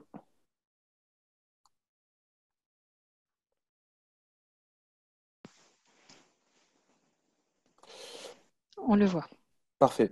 Donc, merci en tout cas pour le témoignage, hein. Nous, on est très contents et je ne vais pas forcément revenir sur des choses qui ont déjà été dites par Jérôme Cassagne sur la question du diagnostic. Il me semble important de vous présenter un petit peu quelle était notre méthodologie autour de l'élaboration de notre schéma directeur, quelles ont été les difficultés qu'on a rencontrées et puis aussi de faire un petit focus sur l'après, puisque le schéma directeur, comme ça a été rappelé en intro, ce n'est pas une fin en soi. C'est un élément, de début d'une politique territoriale et donc l'idée c'est de pouvoir un peu présenter quelle est notre méthode. Alors, voilà. Donc, juste en termes de présentation, notre territoire, pour le localiser, on est situé entre Lille et Dunkerque. On représente 50 communes. 103 000 habitants. Alors, pour beaucoup de territoires à l'échelle métropolitaine, on serait un territoire qui serait assez considéré comme urbain. Nous, à l'échelle du Nord-Pas-de-Calais, enfin l'ex-Nord-Pas-de-Calais, on est un territoire rural. On est vraiment sur deux communes principalement qui polarisent quasiment 40 à 50% de la population. Alors, vous les voyez un petit peu dans le cercle bleu qui sont Hazebrouck et Bailleul. Hazebrouck, c'est 23 000 habitants, Bailleul, 15 000. Le reste, on est sur un territoire qui est assez multipolaire avec des petites polarités rurales. Et donc, ça, c'est un élément qui est important de préciser parce que ça a forcément impacté la définition de notre schéma directeur. Juste un autre élément de précision. Alors, vous l'avez remarqué, on est frontalier de la Belgique. Ça, c'est important. Et donc, nous, la politique vélo, en tout cas, la politique vélo, elle est née avec le plan vélo national de 2018, mais les élus l'avaient déjà un petit peu entamé au travers du tourisme. On a la chance de bénéficier du premier réseau Point Nœud vélo de France, et donc ça, c'est un élément qui est un élément fort de notre territoire, et donc ça a forcément permis de pouvoir avancer plus vite. Et le parti pris qui a été le nôtre dans cette démarche de schéma directeur, c'était de dire à nos élus, OK, la question du tourisme, on l'a travaillé, on peut l'améliorer, mais notre schéma directeur va servir avant tout aux déplacements utilitaires et aux déplacements du quotidien. Et dernier élément de contexte, parce que je pense que c'est des questions qui vont être posées, en tant que Comcom, nous sommes compétents en matière de voirie, ce qui sera important à préciser par rapport à ce que je vais présenter juste après. Alors, notre plan vélo, donc 2018, il est simple, hein, il n'a pas réinventé l'eau chaude. Pour faire du vélo, il faut forcément l'équipement du vélo, il faut des pistes cyclables, des aménagements qui soient sécurisés, il faut des services qui soient adaptés, il faut une culture vélo sur le territoire. Le parti pris qui est celui de notre territoire, c'était de dire ces 4 axes, on les travaille de façon concomitante, c'est-à-dire qu'on ne veut pas sur-travailler un axe au détriment d'autres. C'est les 4 en parallèle qui vont nous permettre de pouvoir transformer un peu la pratique de mobilité sur le territoire. Et il y a un axe transversal qui reprend le pilotage des gouvernances, et c'est dans cet axe-là que rentre notre schéma directeur, et dans lequel on peut aussi intégrer tout ce qui était les questions de suivi et l'évaluation de la politique territoriale. Alors, notre schéma directeur, je ne sais pas si vous verrez bien, il y a beaucoup de textes, mais de toute façon, ça reprend clairement ce que Jérôme Cassagne disait tout à l'heure, hein, notre diagnostic. On l'a lancé mi-2019. On s'est accordé plusieurs mois. On a insisté sur le fait que le bureau d'études fasse émerger de façon claire les aménagements existants sous toutes leurs formes. Alors, nous, en dépit du fait qu'on soit voisin de la Flandre belge, on était très très pauvres en matière d'aménagement sécurisé. Et les élus donc, ont souhaité justement mettre l'accent là-dessus. Donc on parle nous bien d'un schéma directeur des aménagements cyclables. On a exclu de base tout ce qui était stationnement et services parce que les élus ont considéré qu'on était en capacité de le faire en interne. Donc on le travaille de façon concomitante, mais on voulait vraiment que le schéma directeur se focalise sur la question des aménagements cyclables. Sur le recensement, on souhaitait pouvoir justement faire émerger tout ce qu'on a appelé les pôles générateurs de flux tout à l'heure, hein, quelles sont notre centralité, le ferroviaire, les services, etc. Beaucoup de cartographie, beaucoup de SIG, et on a aussi souhaité à ce qu'il y ait une cartographie interactive, c'est-à-dire que les habitants du territoire, ou même ceux qui travaillent sur le territoire mais qui n'y habitaient pas, pouvaient géolocaliser des points durs, des axes qu'ils employaient régulièrement. Enfin voilà, ils avaient. Bon, c'est pas accessible forcément pour tout le monde, mais ça nous permettait aussi d'avoir une remontée des habitants sur des endroits justement où on savait qu'il allait falloir mettre un peu peut-être un coup de projecteur supplémentaire. Ça a pris un temps assez conséquent, ce diagnostic, comme ce qui a pu être dit juste avant. Nous, en matière de temporalité, on s'est confronté justement à une première difficulté suite à ce diagnostic, c'est-à-dire qu'on était en période préélectorale et les élus de l'ancien exécutif ont souhaité temporiser parce que leur discours était de dire nous n'allons pas prendre des décisions pour le futur exécutif, donc on va attendre que le futur exécutif s'installe. Sauf qu'entre deux, il y a eu le Covid, donc forcément, là où on aurait dû temporiser quelques semaines, on a temporisé quasiment plus d'1 an. Et un troisième sujet, c'est qu'il y a aussi la question de la prise de compétences mobilité qui est intervenue. Nous n'étions pas compétents en matière nous n'étions pas AOM, nous le sommes devenus en début d'année 2021. Et quand le nouvel exécutif qui s'est installé l'année dernière est arrivé, ils n'ont pas souhaité tout de suite reprendre le schéma directeur parce qu'ils ne voulaient pas non plus parasiter les débats. C'était d'abord, est-ce qu'on prend ou non la compétence mobilité? Et après, le sujet suivant, si on prenait la compétence, ce qui a été le cas, on termine l'élaboration du schéma directeur.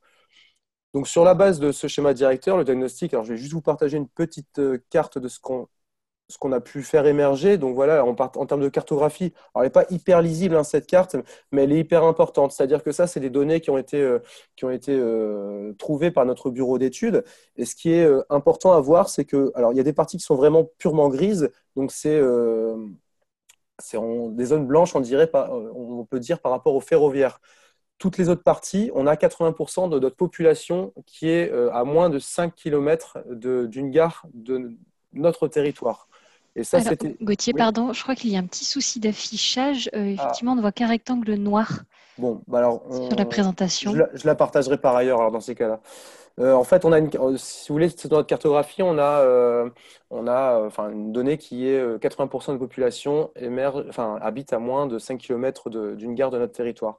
Donc ça, c'est vraiment des éléments forts qui ont émergé du diagnostic et qui ont permis justement, quand on est arrivé sur cette phase entre le diagnostic et la question des scénarios, de pouvoir permettre aux élus de faire des choix qui étaient cohérents. Alors, les choix qui ont émergé, c'était justement l'intermodalité ferroviaire, le rabattement vers nos gares, de renforcer nos centralités urbaines, et la troisième thématique qui a émergé, c'était autour de la mobilité scolaire et de la mobilité professionnelle. On a donc relancé notre démarche de schéma directeur en début d'année, suite à la prise de compétences mobilité, sur la base de ces trois enjeux qui avaient été identifiés. Et l'idée, c'était de pouvoir, alors en un temps qui était forcément contraint, de pouvoir travailler avec les élus sur des propositions de maillage cyclable, de pouvoir hiérarchiser ce qui allait être du ressort communautaire et ce qui ne le serait pas, et puis de pouvoir le décliner en fiches opérationnelles qui feraient l'objet d'un vote et qui ont fait l'objet d'un vote en juillet 2021. Vous voyez là sur cette carte le schéma directeur tel qu'il a été voté. Alors, pour la légende, notre schéma directeur d'intérêt communautaire, ce sont les axes rouges que vous voyez. Il y a 3 axes, enfin 2 ou 3, ça dépend comment on regarde, bleus. Et il y a un axe qui est un rouge un peu plus foncé, qui est un axe un peu particulier puisque c'est lié aussi à un contournement routier, donc c'est un axe d'opportunité. Et après, vous avez des axes orange. Les axes bleu, rouge et rouge foncé, ce sont notre schéma d'intérêt communautaire, c'est-à-dire c'est celui sur lequel on va intervenir prioritairement et c'est celui qui nous a permis de calibrer le coût de nos aménagements.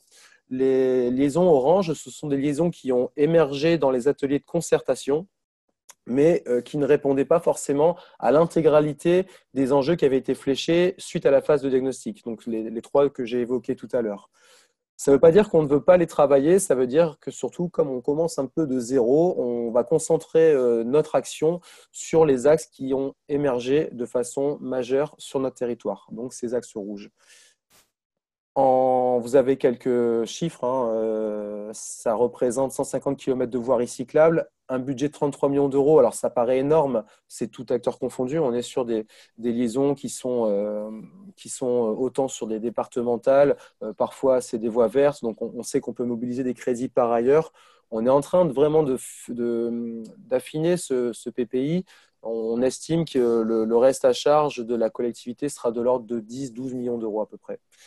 Et donc, ces 18 axes, donc ça fait 18 axes et la volonté politique qui a été affichée clairement, c'est chaque année, on lance 3 études sur ces 18. Donc, les axes sont fléchés au chemin. Ils ne sont pas complètement figés. C'est-à-dire que sur ces axes, et je vais y venir juste après, on va mettre en place des comités d'itinéraire qui vont permettre de pouvoir les re-questionner un peu à la marge. Mais par contre, Gauthier, oui. Pardon, j'ai une petite question. Je vois s'interroge sur comment vous avez organisé la concertation. Alors, j'allais y venir justement. C'était la concertation. En fait, on était dans la phase de scénario. On a demandé lors du diagnostic à ce que le bureau d'études nous permette d'élaborer des sous-territoires.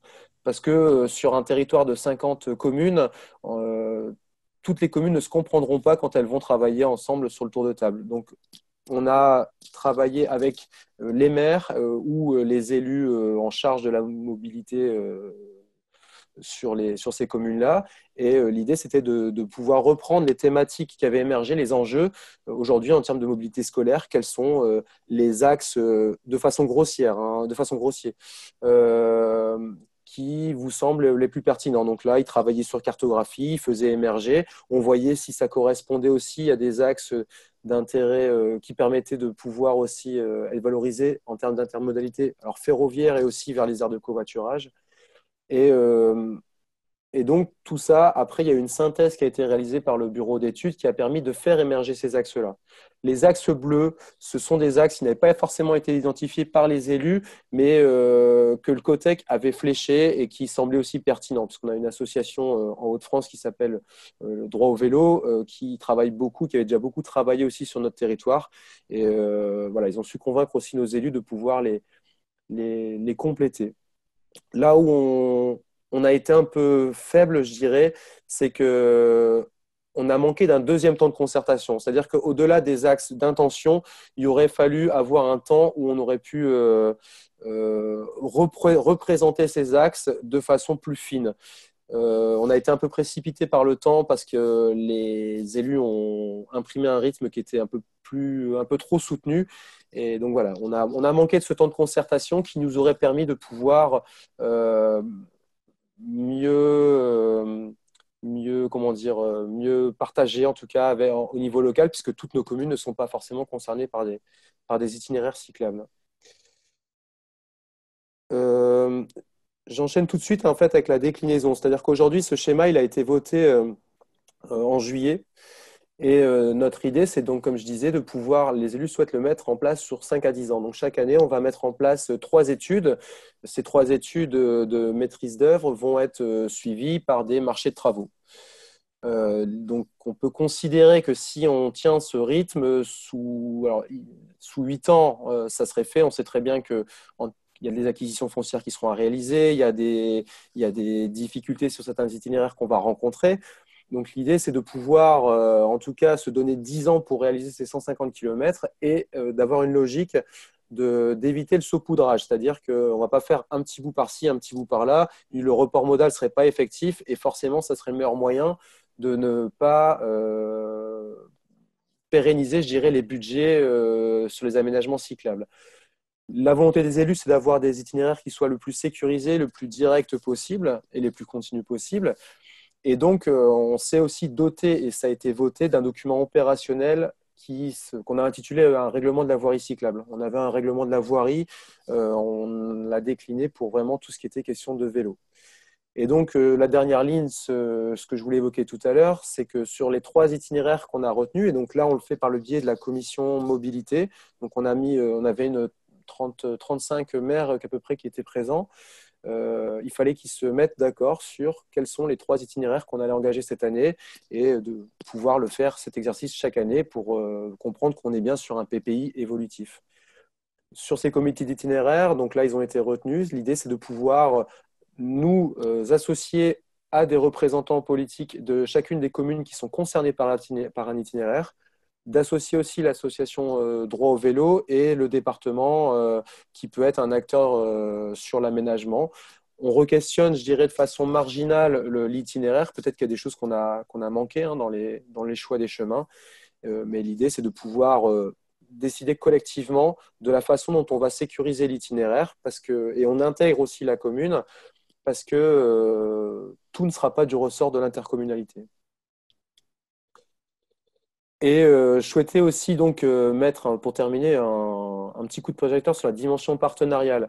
On a eu beaucoup de partenaires qui ont participé sur la création de notre schéma directeur. Donc vous avez la liste des techniciens, des structures qui ont participé techniquement à l'élaboration de notre schéma directeur. Ça en fait pas mal. Je pense que j'en ai peut-être oublié une ou deux, mais l'idée, c'était de pouvoir les associer sous forme d'entretien individuel, par le biais des comités techniques. On a parlé des comités techniques tout à l'heure. Jérôme Cassagne parlait de un copil ou un cotec par phase. Pratiquement, on pourrait quasiment aller à 2 sur les cotecs parce que sur certains sujets, ça mérite qu'on puisse vraiment se donner du temps de bien revoir le travail du bureau d'études. Alors nous, on n'a pas eu un bureau d'études local, on a eu un bureau d'études qui était de la région parisienne et qui justement, malheureusement, n'avait pas la capacité à revenir facilement sur le territoire. Donc je partage ce qui a été dit tout à l'heure.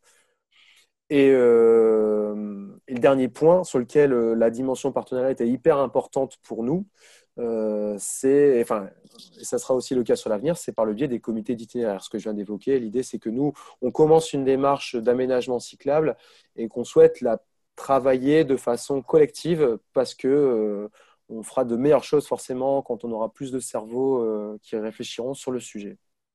Et après, moi, à titre vraiment personnel, les listes de diffusion sont vraiment source de richesse. Alors, peut-être moins sur le schéma directeur, mais en tout cas, moi, sur beaucoup de sujets, notamment les questions des stationnements vélos, c'est quelque chose qui est hyper instructif. Voilà. Je suis dispo pour vos questions.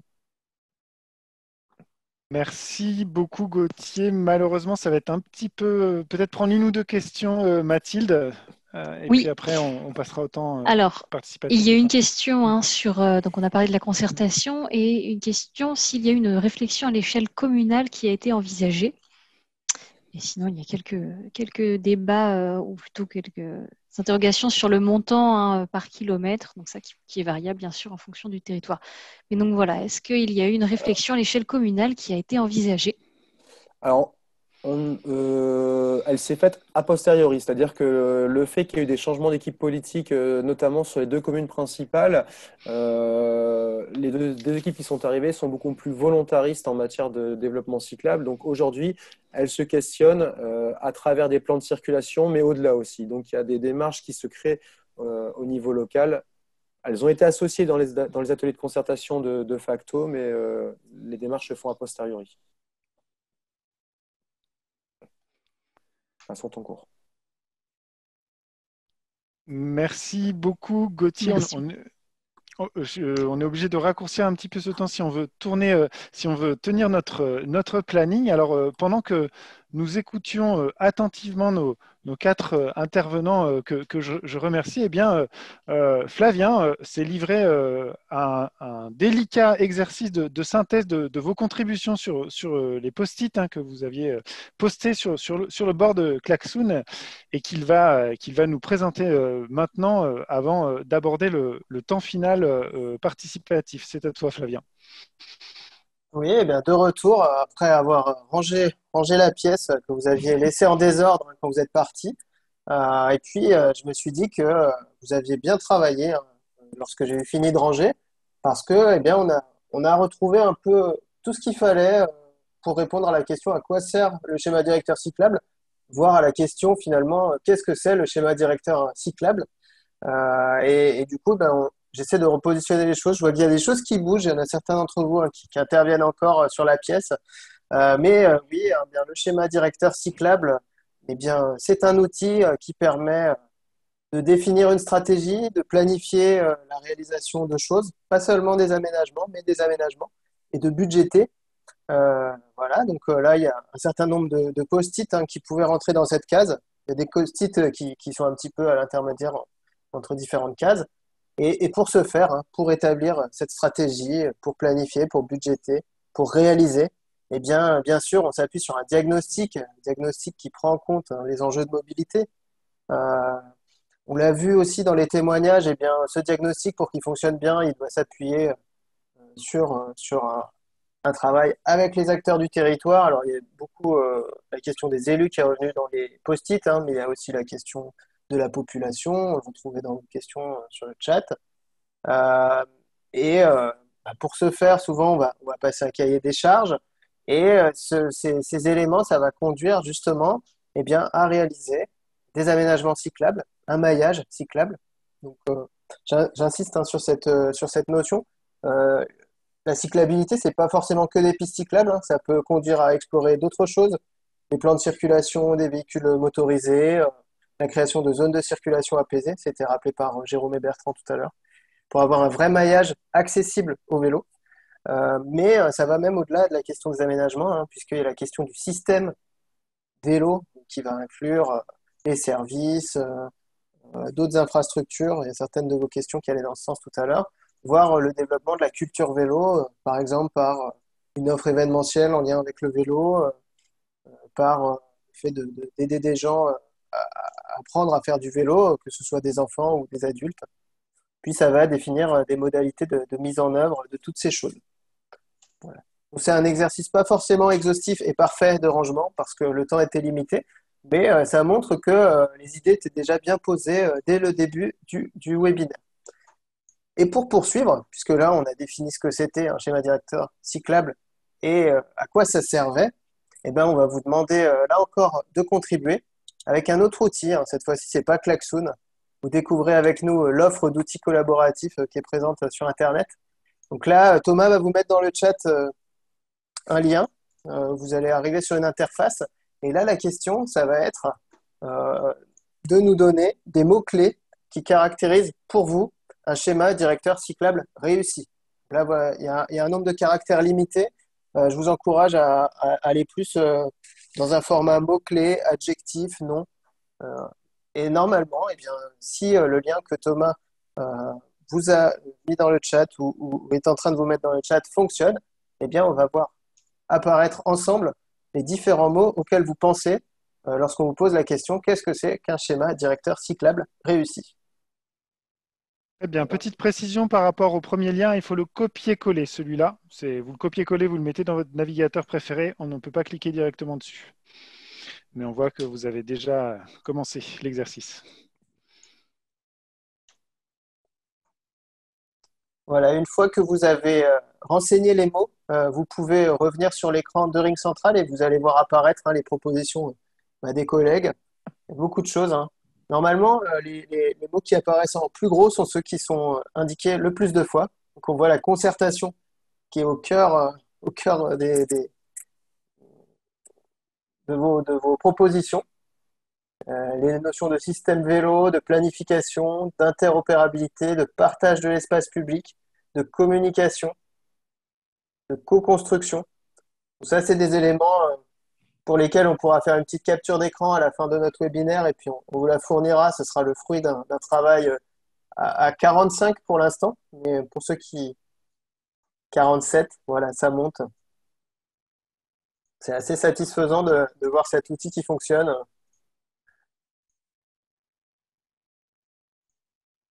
Et juste après, eh bien, on reviendra en faisant un peu de répétition par rapport à des choses qui ont été indiquées tout à l'heure. Et bien sûr, ces critères de réussite du schéma directeur cyclable. Planification, concertation, communication, portage politique. Là, j'essaie de citer ceux qui apparaissent en plus gros. Pour les autres, ça va devenir compliqué de les lire bientôt puisque les mots commencent à se multiplier. Concerter encore. Engagement politique, diagnostic approfondi. Voilà, là, je fais qu'un exercice de citation pour ma part. Mais comme je vous l'indique, on fera une petite capture d'écran. 86 participants à ce nuage de mots. On voit que vous êtes inspirés. Normalement, vous pouvez participer plusieurs fois si vous avez de nouvelles idées. Sécurité. Voilà, on voit qu'il y a des personnes qui ont été censurées parce qu'elles ont mis trop de caractères également. Bien, on a dépassé les 100. Je vous propose de faire la synthèse de cet exercice, mais merci encore de vous y être prêté. Et donc, je vais passer à une diapo suivante. Quelques points clés. C'est une reformulation des points d'attention qui avaient été présentés par Jérôme et Bertrand, mais c'est vraiment les mêmes. Le diagnostic des aménagements cyclables. Voilà, si on veut zoomer sur cette partie qui est quand même extrêmement importante dans le schéma directeur cyclable, eh bien, il faut dire que ça ne se limite pas à un recensement quantitatif. On ne fait pas que compter les bandes cyclables ou les pistes cyclables. On va aller regarder si ce sont des aménagements qui sont conformes aux recommandations, s'ils fonctionnent, finalement, s'ils peuvent accueillir tout le public qu'on souhaite avoir sur nos aménagements cyclables. Et les cyclistes, ils sont assez divers en termes d'usage, notamment si on cherche à accueillir de jeunes publics. Ensuite, ce qu'on peut dire aussi, c'est que le schéma directeur cyclable, il ne porte pas seulement sur les aménagements, c'est un point sur lequel j'ai insisté tout à l'heure, mais il porte sur l'ensemble des composantes du système vélo. On cherche à viser un rééquilibrage modal. Ça veut dire qu'on limite l'usage de la voiture individuelle, c'est pas un gros mot. En effet, l'espace public, eh bien, déjà, il est limité en termes d'espace, donc parfois il y a des choix politiques à faire. Et puis, évidemment, si on vise un report modal, eh bien, le but, c'est quand même de décarboner un certain nombre de déplacements. Donc, il faut quand même avoir ces notions en tête lorsqu'on va faire des arbitrages. Ensuite, vous l'avez remis dans les mots-clés. Eh bien, il y a le travail de concertation qui est extrêmement important pour avoir une vision partagée entre élus et acteurs locaux qui peuvent prendre une certaine... Enfin, voilà, ils sont assez divers aussi, les acteurs locaux, mais ils peuvent s'appuyer sur les usagers. On peut, par exemple, faire des outils de concertation en ligne, les cartes participatives, on peut faire des sondages. Et puis, enfin, eh bien, tout ça, c'est lié à la question de la hiérarchisation du réseau de voirie. C'est pas seulement tracer un réseau de pistes cyclables sur la carte, mais c'est en principe avoir une réflexion d'ensemble eh bien, sur les circulations à l'échelle du territoire, notamment sur la question de l'apaisement des vitesses. Ça peut conduire à revoir des plans de circulation motorisés pour les rendre favorables aux modes actifs. Et sur ces questions-là, on reviendra dans d'autres webinaires pour préciser, pour donner des outils pour aller un petit peu plus loin. Et avant de laisser le mot de la fin à Thomas et Mathilde, eh bien justement, puisqu'on parle des prochains webinaires, je vous propose de revenir sur l'outil Mentimeter où on vient de vous envoyer avec le lien. Normalement, vous allez arriver sur une nouvelle activité. Et là, il s'agit de classer par ordre de goût, ou en tout cas d'intérêt, eh bien, des thématiques pour de prochains webinaires, sachant que pour certaines, on a déjà acté qu'on allait revenir vers vous avec ces thématiques. Mais là, l'idée, c'est de vous sonder pour voir a priori qu'est-ce qui vous intéresse le plus parmi ces thématiques. Et là, normalement, voilà, je répète, si vous revenez au petit outil, vous allez pouvoir classer. Pour ma part, j'en ai fini pour ces temps participatifs. Du coup, je pourrais laisser Thomas faire le lien entre vos réponses que je continue de projeter et puis la programmation que nous vous avons concoctée. Merci Flavien. Oui, en tous les cas, merci Flavien, merci à tous nos intervenants, merci à vous, les participants. On voit qu'il y a des attentes fortes sur le schéma de directeur cyclable, des attentes qui concernent à la fois les questions stratégiques, donc comme l'articulation entre le comité de pilotage, le COTEC, comment ça se passe, et puis des choses pratico-pratiques, quelle base de données utiliser, des exemples de cahiers des charges. On a répondu pour partie. On essaiera de voir ce à quoi on peut répondre dans celle des questions du chat. Et puis aussi, on vous renvoie à nos formations, puisque voilà, il y a un certain nombre de formations pour les lauréats à Vélo 2 qui sont prévues sur tous vos territoires, donc avec des petits groupes, c'est 15 personnes maximum. Et donc, on pourra revenir plus largement en petits groupes sur des questions posées en fonction des attentes que vous pourrez exprimer avant ces formations. Alors, en termes de webinaires, c'est vrai qu'on a un programme dense de webinaires en 2022. Donc là, on inaugure le premier d'une série de 16 webinaires qui auront lieu entre maintenant et puis la fin 2022. Et on voulait vous consulter déjà en direct maintenant pour voir quelles sont les thématiques que vous jugez comme prioritaires, sachant que ce n'était pas quelque chose d'exhaustif. Vous allez vous exprimer aussi dans le chat et on en prendra bien évidemment compte. Ce qu'on voit, c'est que parmi les 62 votants, eh bien, il y a le plan de circulation favorable aux cyclistes qui est manifesté. C'est assez logique parce que c'est quelque chose, c'est un outil qui finalement est intégré au schéma directeur cyclable, qui est indissociable du schéma directeur cyclable parce que c'est quand même un outil fondamental pour rendre sa voirie cyclable. Et puis également la question de la gouvernance des politiques cyclables, et ça tombe bien puisque le prochain webinaire qui aura lieu le 23 novembre le 14 décembre, sera consacré au schéma directeur cyclable. Et donc, c'est l'occasion pour moi de partager avec vous en avant-première nos prochains rendez-vous du mardi, si on peut les appeler comme ça. Je partage mon écran. Hop. Voilà nos 4 prochains rendez-vous. Le prochain rendez-vous du mardi, ça sera donc le 14 décembre avec donc la question quelle gouvernance des politiques cyclables. On aura à la fois nos collègues de la mobilité au CEREMA qui viendront nous donner les outils de base méthodo sur ces questions de gouvernance avec des retours d'expérience aussi du terrain. Le 11 janvier, nous nous intéresserons aux fondamentaux d'une voirie cyclable. Quels sont les critères fondamentaux pour rendre sa voirie cyclable. Le 25 janvier, on vous donne rendez-vous pour explorer ensemble les obligations législatives et réglementaires liées aux politiques vélo. Il y avait déjà des questions, notamment relatives aux engins de déplacement personnel qui ont été posées. L'idée, ça sera d'explorer tous ces sujets-là. Et puis le 8 mars, on laisse passer les vacances scolaires et on vous donne rendez-vous le 8 mars avec un webinaire qui sera consacré à l'animation et la communication sur une politique vélo, notamment avec l'axe 3. Vous êtes aussi un certain nombre à être lauréat sur l'axe 3 du programme à vélo 2. Voilà pour les 4 webinaires. On lancera les inscriptions très rapidement. Je pense demain ou après-demain, on ouvrira les inscriptions sur la Framalist. Voilà, encore merci à tous. Il me reste à laisser le mot de la fin à Mathilde. Oui, merci Thomas. Eh bien, oui, je vais terminer aussi en vous remerciant tous pour votre présence et puis surtout tous les intervenants. Donc, Nicolas Amblard, si je ne me trompe pas, Gauthier Van Kezele, nous avons eu Jérôme Cassagne qui est intervenu.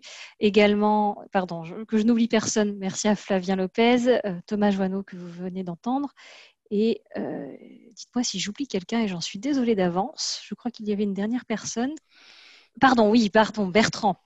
Oui, voilà, Bertrand de Woods qui est intervenu aussi. Oui, excusez-moi. mais il nous a quittés. En même temps, il nous a quittés. Ah, voilà pourquoi. Cela m'a perturbé.